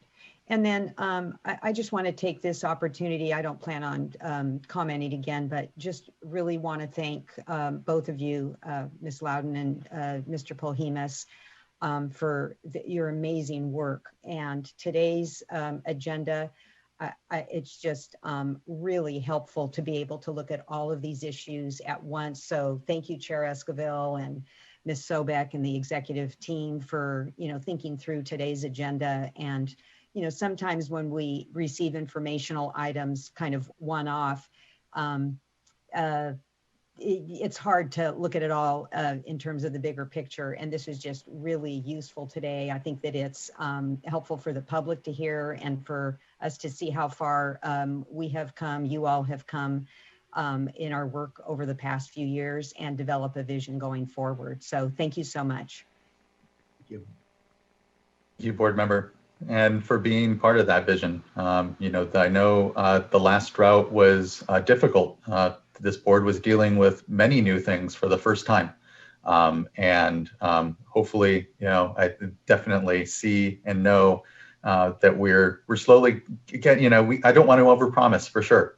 These are difficult challenges, but there is incredible progress and leadership, and very thankful for that, especially as we enter in a time which will test how well we've learned our lessons. So, and just thank you, Vice Chair, for your leadership and all that time, and Board Member Dodek as well, knowing that the three of us here then otherwise weren't in the teeth of the drought. I came in 2017 in a very nice wet year. So know that here, as we find ourselves with drought conditions, again, this is all going to come well served. Thank you for that, Vice Chair. Any other comments before we go to the three commenters we have here? Board Member Dodek. To that really quickly, essentially wrapping up my comments on today, I definitely concur. This has just been really excellent in terms of the information that's provided, but also helping us to see that big pictures. And having lived through the last drought, the only thing I will say is it looks like, and I hope that's the case, we have learned from our experience then and are approaching things in a different way, hopefully a more effective, efficient, collaborative,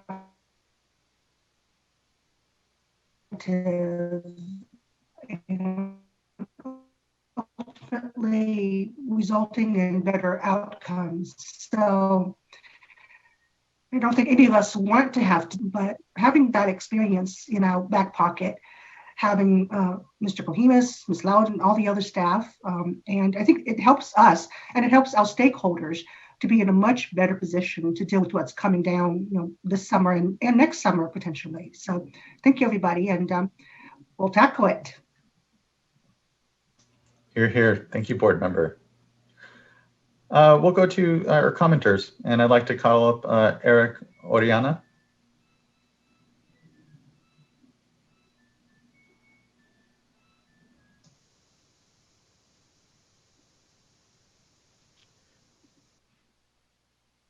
Thank you, board member.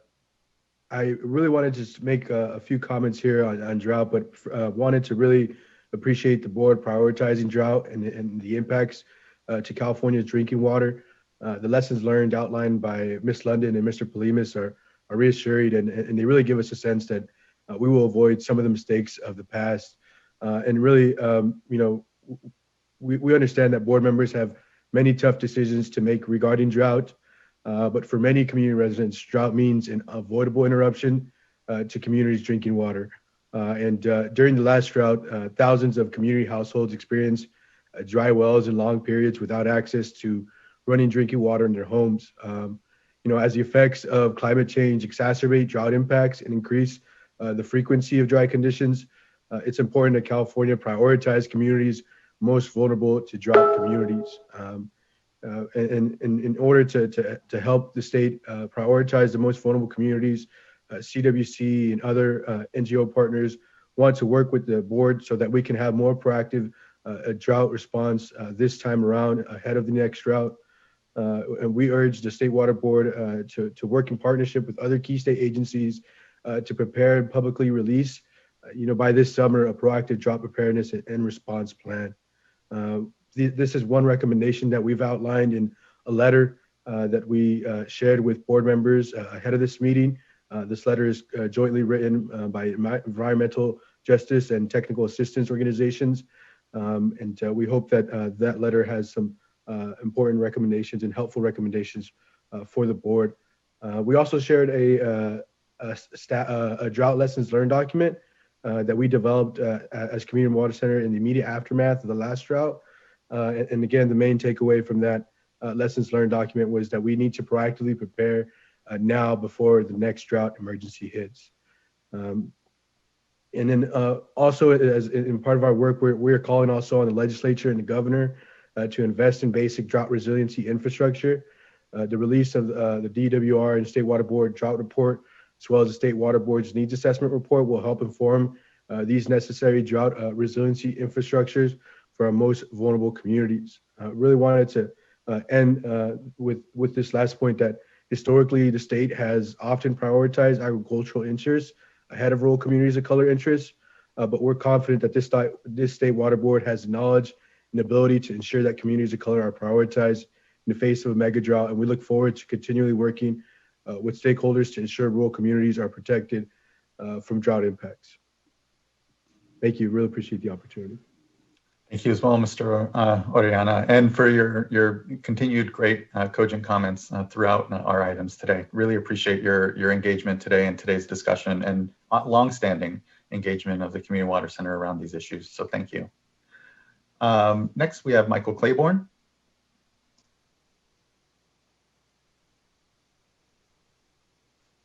Thank you, Chair Esquivel. Good to see you. Leadership Council for Justice and Accountability.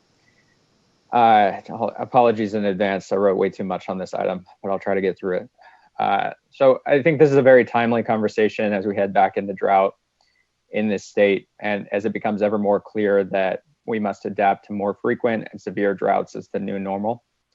We learned a lot during the last drought.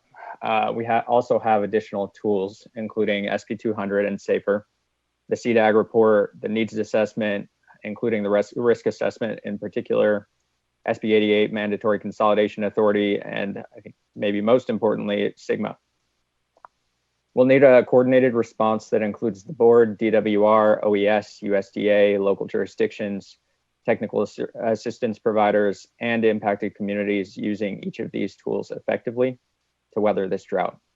We have an opportunity to proactively protect drinking water access and avoid the next East Porterville, but we need to move quickly and prepare quickly. It's going to take emergency response, including tanks and bottled water, also assistance for low-income households that need to drill deeper wells, as well as technical assistance and funding to small at-risk water systems. And we need to plan and quickly implement consolidation and extension of service projects where water systems and wells are impacted by drought or are at risk of losing access to groundwater. And I think the needs assessment is going to be such a critical tool for proactive response here. With respect to SIGMA, it's only as strong as we know as the local GSPs. And unfortunately, we've seen that these GSPs are just not very good, certainly not in the San Joaquin Valley. Urban water conservation is going to be important, but 80% of the water in the state is used by agriculture. And if we don't see significant reductions in use by agriculture, we will see dry drinking water wells. It's really that simple. Here are some facts from the last drought. There was a 30% statewide reduction in surface water available to agriculture. 2/3 of that reduction was replaced just by additional groundwater pumping. About 1/3 was replaced by demand reduction through activities like efficiency improvements, crop selection, stress irrigation, and fallowing. The rest was additional groundwater pumping. Tree crop acreage like almonds went up during the last drought, paradoxically. And because of subsidence, a lot of this overdraft resulted in permanent loss of groundwater storage. And then also as a result, the impact we're most worried about is that thousands of domestic wells went dry during the last drought, impacting around 12,000 Californians. The state board and DWR must provide a strong regulatory backstop to quickly ensure improvements to the GSPs and protect access to drinking water. And I'd note that it's our opinion that this really isn't a scarcity issue. Even during drought, there's enough water for domestic supply and agriculture if it's used wisely and sustainably. As has also been noted during this presentation, oversight of local permitting of new well drilling and formation of new water systems is going to be really important. And I'd also acknowledge and thank board member Firestone for noting the disproportionate impacts of the last drought on communities of color, particularly with respect to Latino communities in the San Joaquin Valley. Effective drought response is an environmental and a racial justice issue. And then my final point is that engaging impacted communities and at-risk communities themselves in decision-making and planning will be critical to an inclusive and effective response. And we look forward to working with the board and staff and other stakeholders in drought response and coordination. Appreciate it. Appreciate your comments, Mr. Claiborne, and your continued engagement on these issues. Thank you, really appreciate it. And then last we have Crystal Gonzalez. Hello. Hello, can you hear me? Yeah, sorry. We can. Yeah, thank you. I don't have much additional to add than what Eric and Michael have already provided. Yeah, definitely I think thank you so much for providing the space to and having these informational items to really understand the comprehensive issue of water access and quality and how that intersects with drought and the needs of communities and climate change. So thank you so much for your time and for all the work that's been done. And we look forward to continuing working in collaboration. Thank you, Ms. Gonzalez, for your time and your engagement today in our items and the discussion. Really, really appreciate it. It's really enriched our back and forth and conversation. So thank you.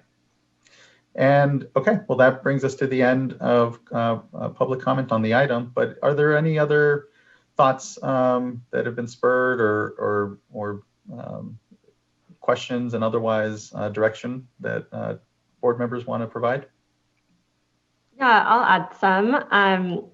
So I guess, first of all, the state board in the last drought was really, I think, one of the most effective assistance providers and partners in the response to the drought. I think just so appreciate the work and kind of understanding of how to support solutions in these at-risk communities.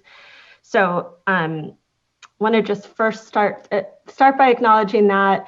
And I think you can see certainly from just all the reflections here that you presented on lessons learned and what we're already getting in place and doing in preparation, I think is just a reflection of how much the expertise really and priorities of board and staff are focused on this. Also, just, one thing that also sometimes goes unsaid is that in addition to certainly the priority of ensuring that we don't have households that lack water and this public health crisis, that there's also just a huge cost savings for the state. The state can't afford to do what we had to do in East Porterville. The costs of that are really exorbitant. And so, I think certainly we have the call of the human right to water and public health and, the overall mission we have at the Water Board, but also just as a state in terms of stewardship of taxpayer dollars and resources and the ability of our state to respond. It's really vital that we get ahead of this. I would just say I strongly support the use of the technical report orders to try to make sure that for targeted areas, so not something that we have to do statewide, but where we do have this much more detailed understanding of where there's water supply and drought risk, where there's these vulnerable communities, where there's really vulnerable state smalls and private wells. As using the tools that we have is vital to be able to get ahead of this and frankly enable partners to get ahead of this on the ground. So I think the kinds of orders, not just about asking for systems to be able to measure their well levels, which seems basic, but also these questions about what is the around backup sources. So I think we saw too many systems, for example, that didn't have, that relied on some kind of backup source or alternative water source that they had to turn on that didn't meet primary drinking water standards. And at this point, there's no excuse for not working on that ahead of time. I think there's a lot that needs to be done. We are a partner in that, and we need to use the tools that we have. So I just strongly support, Darren, your leadership in making the judgment calls about how to ensure we're getting the information we need, ensure that there's technical preparation going on, and really, ensuring that there's the kind of planning and management in place so that we don't have more East Portervilles, so that we don't have more families that don't have safe water to drink or water at all to drink. So again, so impressed always with the work and foresight of staff. I think really look forward to partnering more in how we can be proactive in coordinating with not just our systems, but local agencies, counties, GSAs, and service providers to make sure that that we can go into this with the most preparation and preparedness that we can.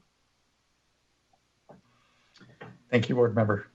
Mr. Polhamus, response. Yeah, I can add to that, Ms. Firestone, that what we are just now beginning to try to figure out who the order should go to. We definitely are not contemplating a blanket order. It needs to be targeted. It needs to be focused. And I don't unfortunately have those for you yet. We've just begun that work. We'll have it soon and be able to report back on how we are looking at it and what we think, and of course want feedback on whether we're hitting all the right spots. But that's underway and more to come as we look into that. And good point on just a simple question. I hadn't thought of that one, but it was kind of buried in my other one of needing the permit. We can ask them ahead of time of what their alternate sources are and be clear that they should let us know if it is one, and we can have a technical order on that one. So we'll proceed. Thank you. Thank you both. Yeah, I feel it's really because drought is so slow moving and in many ways predictable. It is about the preparation beforehand and those resources that go into that preparation. It's trying to weather longer, drier periods, which we know we'll be encountering with climate change. And so, how can we ensure that our communities can last, 3, 4, 5 years of drought, which may not be, is not unheard of, certainly in the geologic record. And we're certainly seeing maybe the case of extended drought. And so how do we push past that emergency point a little sometimes is definitely the key here. So. And Chair Scoville, if I could add one more thing, it just occurs to me, it may not be appreciated broadly throughout the public that of how many small water systems are currently single source, literally one well, which we of course do not permit anymore, but they're grandfathered in. So a new system couldn't be formed that way. However, they still remain, they're still relying on that old well. And that's probably one of my biggest worries. Any water system listening to me now that has one well and is entering into this new period, you really, really need to begin thinking about how to add additional sources, whether that's an intertie to someone nearby or some other component. To kind of make light of it, but hopefully so it sticks. My kids always come to me with here my computer was working 2 minutes ago, but now it's broke. And we have this fallacy that because something's worked for so long that it's going to keep working. Well, guess what? Everything that broke was working right before it did break. And over and over again, as a trained engineer, I try to drive that home that's you got to expect that to break. It will break. It's guaranteed to break. And it will come probably at the worst time if you are an advocate of Murphy's Law. So the quicker we can get people started on that, the more important it is. You're here. Thank you. Board Member McGuire, just want to make sure I provide you opportunity here, I think, but otherwise, yeah. Thank you. Sorry, I apologize. I lost my internet for a while there. So I missed some of the discussion. But I just want to thank everyone for the really thoughtful input and preparation for the unknown of what's to come. It can be overwhelming sometimes to think, about just how much, could happen here.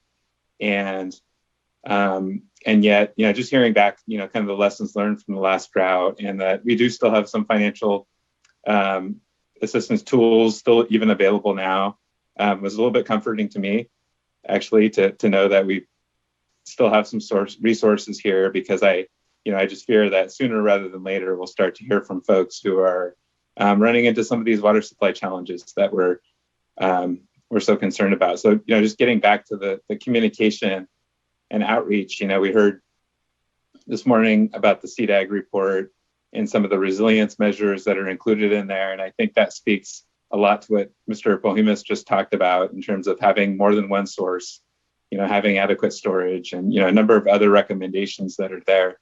So I think there's a lot to be said for getting the word out on all of that. And, even if folks sort of intrinsically know, they should know better. I think maybe hearing from us whether, at this point, maybe just from a communication perspective that, these are some new recommendations out from the Water Board that all water systems should be thinking about. If you're not already, we're in a drought, this is the time, could be quite effective. And then also focusing in, meanwhile, on some of those other systems that are in fact in higher risk and of higher concern and more immediate concern.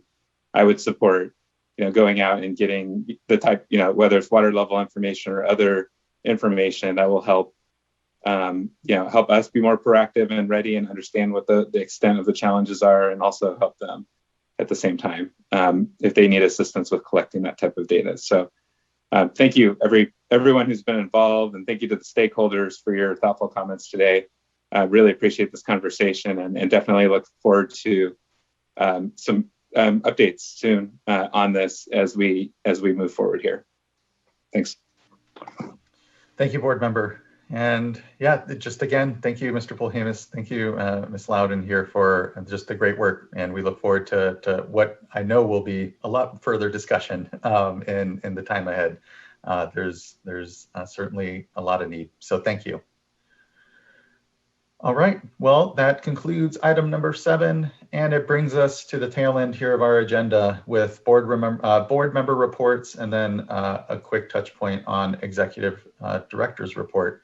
I actually haven't, I think, had any. I've looked back through public engagements in the last 2 weeks. There's certainly been a lot of work, but so nothing to report on other than just reminding folks that it is dry out there, conservation is important, and we're going to be needing to continue all to transition into drought management and make sure that we are engaging and communicating and helping one another manage through what are obvious dry conditions here, and knowing that each drought again presents itself a bit differently with regional differences of intensity and need. And so just thank everyone for what will be continued work, obviously, in this space, and thankful for everyone's time today on a very drinking water focused discussion, which comes well timed and well needed. But otherwise, no further report from me, but I open up to my other fellow board colleagues for any reports they may have.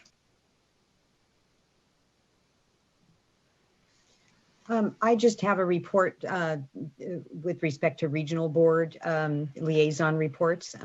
So I attended or followed as much as I could Region 3's deliberations on the update of their Ag Order 4.0. They had 2 full days of very robust discussion and adopted an order on the evening of the 15th. And then the following day, they continued with their regular course of business, and I provided an update to Region 3, and the day before, an update to Region 1. I kind of stole board member McGuire's idea. For both regional boards, I provided a brief PowerPoint on the update of our strategic plan. And there was a lot of interest in that. And so we had a good discussion, and I know that the regional boards are looking at updates of their own. So thank you, Board Member McGuire, for that idea. And then I would say for Region 3, as expected, I tried to keep the report short because I did do that PowerPoint. And asked what their interest was for future reports. And Region 3, of course, is very much interested in safe drinking water. And I told them of today's discussion and that I would follow up on some of their specific questions. And then for Region 1, of course, drought. They're very much in the thick of many of these issues that we've been talking about, in particular, Russian River, Scott, and they are very much interested in following our activities and in coordinating and collaborating with us wherever possible. Thank you, Vice Chair. Really appreciate that, and really glad the strategic plan continues to be a good document that's really useful to us, not kind of sitting on a shelf, but really informing our work and engagement. So thank you, Board Member McGuire and Vice Chair for doing that. Other reports? I don't have too much to report. I would like to highlight that on Friday, I was able to listen to the staff, the Division of Water Rights discussion on the water supply demand visualization tool, and also their discussion of data processing techniques in the afternoon on water demand data. And just today we're focused on drinking water and predominantly, but there's also a whole host of data and information and thought that's being put to watershed management And I just really appreciate that work. And I know that there's a long way to go. There's a lot of moving parts on that right now, but I was really encouraged to see staff taking the initiative to start to develop these tools, to look at the watershed scale, to look at that, based on just information that we have, what is the surface water demand that's out there? What is the supply in any given watershed, so that we can, and to some extent, crowdsource and crowd correct and just better understand what we're dealing with. We hear a lot about the watersheds that are struggling most, like the Russian River currently and some others. And so I know this tool has, a ways to go. There's some, development steps that are forthcoming, but nonetheless, it's great to get it out there in the public domain, to let folks start to work with the information, and I'm just, really excited to see where that goes over time. So I just wanted to highlight that if you didn't get a chance to watch it. Really appreciate you highlighting that. I didn't, unfortunately, get to attend, but I'd heard that we bordered on 300 participants at that discussion, which is fantastic, because to your point, board member, the crowdsourcing that we need to go on continuously in this whole information side, data side, particularly with water rights, the buy-in, the attention is really critical. This isn't, the water rights system is not for the board alone to administer, although it's in our purview, but it's an asset of the state at large, which means that all the water rights holders should feel ownership to what is ultimately our decision-making collectively in it, and maybe a little shame for what we have highlighted already as a lack of compliance on some of the diversion reports that are just so critical and basic to a water rights administration. So thank you, board member. I really, really appreciate that. And then my opportunity to riff on it a little. Other colleagues with reports? And if none, you just... Oh, I was just waiting for... Tam, you want to go first? Sure. Just two quick things. I had a meeting with Ms. Tara Messing of the Environmental Defense Center regarding the Cat Canyon Aquifer exemption issue. And I'm sure you've all seen the emails from her as well. The one thing I just wanted to note, which came as a surprise to me, I don't know if Mr. Bishop is still around, but she said she never received a response to her request that the board conduct a hearing on this matter. And I thought that staff did respond. It could have been via email or something, but I thought that response was sent. So if you could please follow up and make sure that is the case. I hate leaving things unresponded to. So go ahead. I have responded to her many times. I talk to her every week.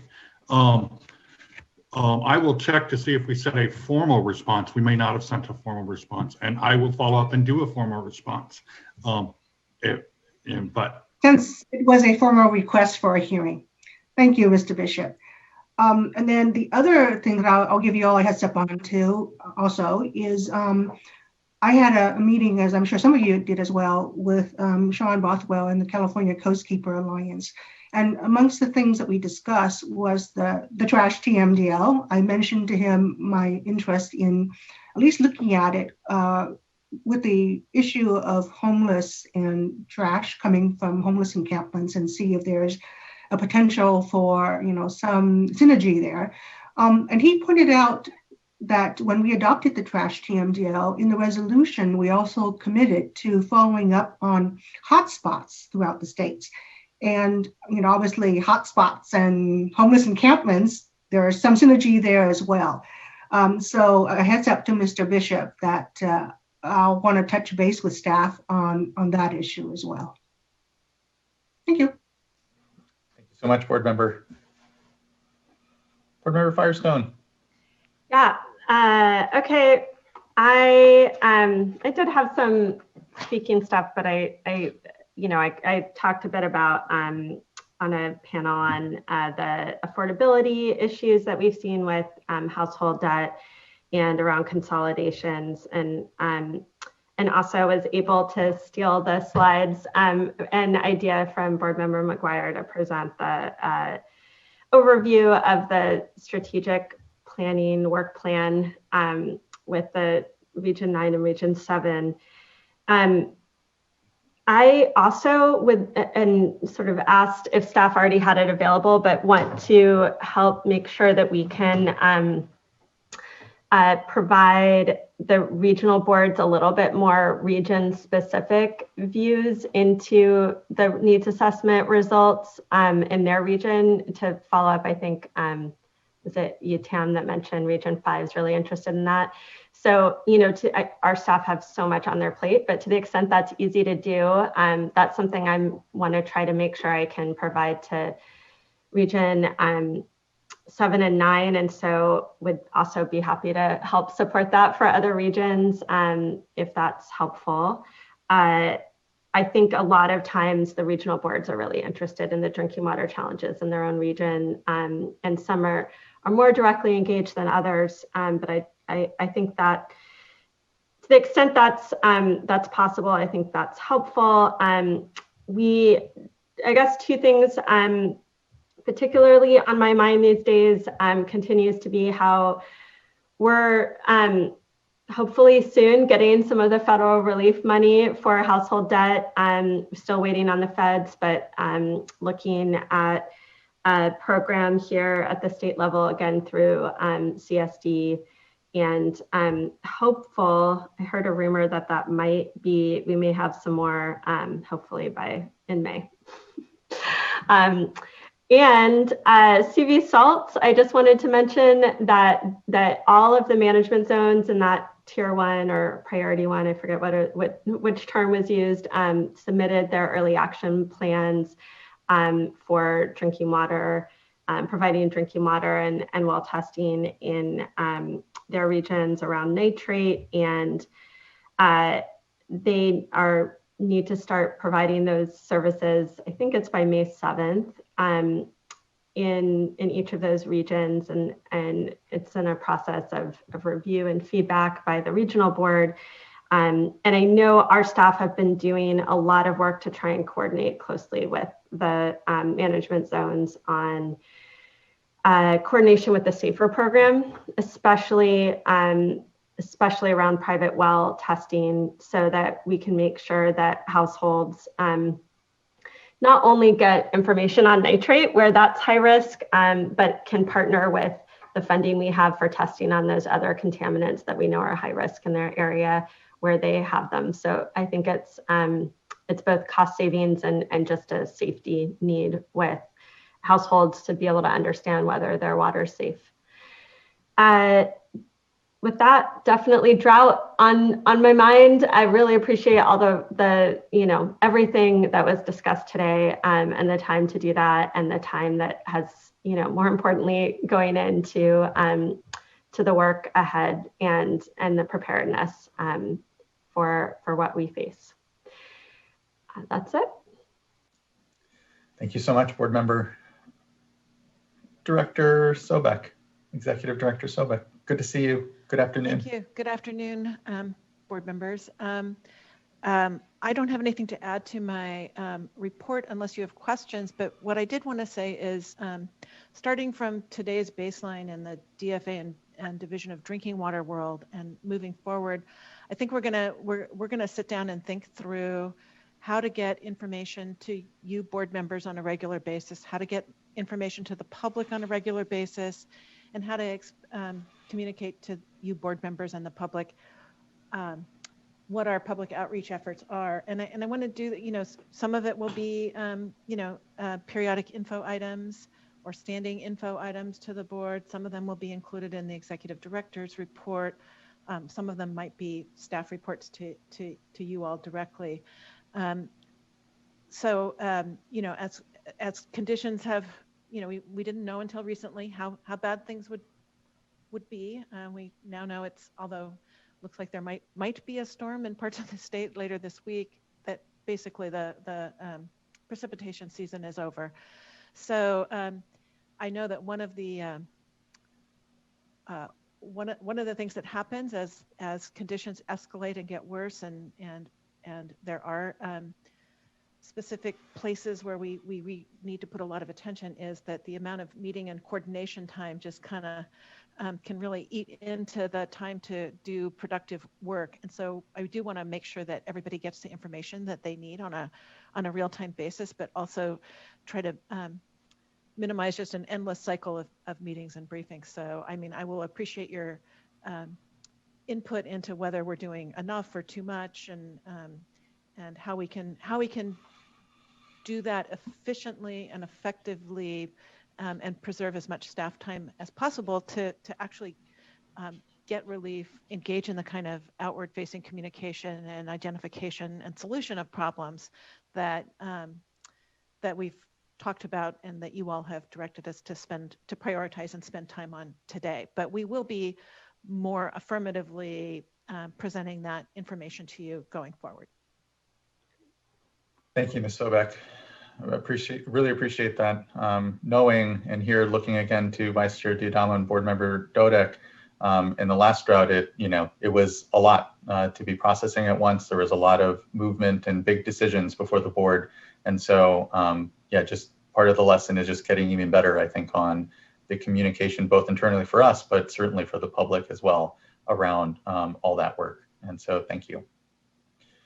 I don't have any questions for the Executive Director's report and just appreciate that. But Board Member Firestone. Oh, just following up on that, I think definitely, defer to you, Executive Director Sobek, on what is the best way.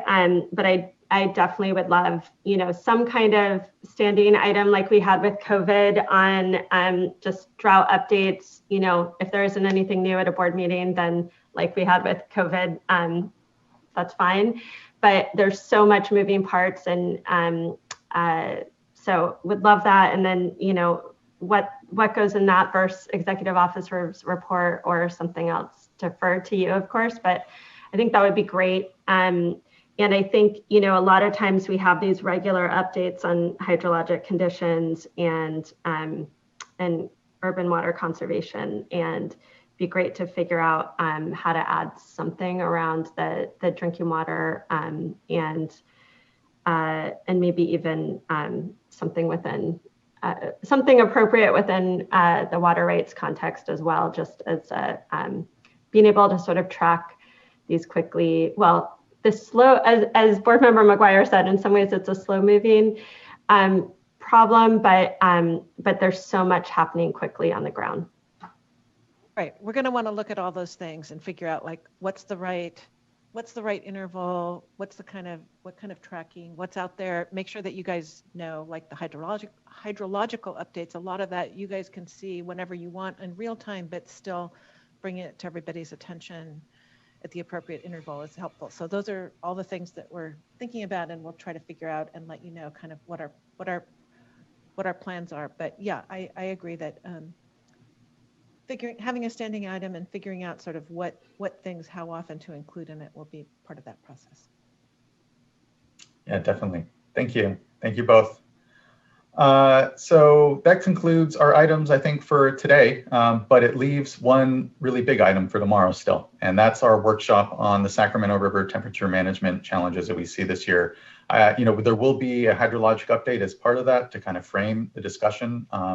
And just want to just thank and acknowledge Department of Water Resources and the Bureau of Reclamation, particularly, of course, and our other federal partners like the National Marine Fisheries Services and others that will be there tomorrow to present and provide some of the decision making and discussion that's been going on, and really be able to allow us to have a conversation on the complicated challenges we certainly find on the system generally, but then particularly here in dry years when it is hard to meet the very many competing demands of the State Water Project and the Central Valley Project. So we'll all gather tomorrow morning at 9 o'clock for that item. But for today, we're in recess then, and just thank everyone for just the great discussion today, a focused discussion on drinking water and drought. And tomorrow we'll explore our temperature challenges on the Sacramento River. All right. Thank you, everyone. We'll see you tomorrow.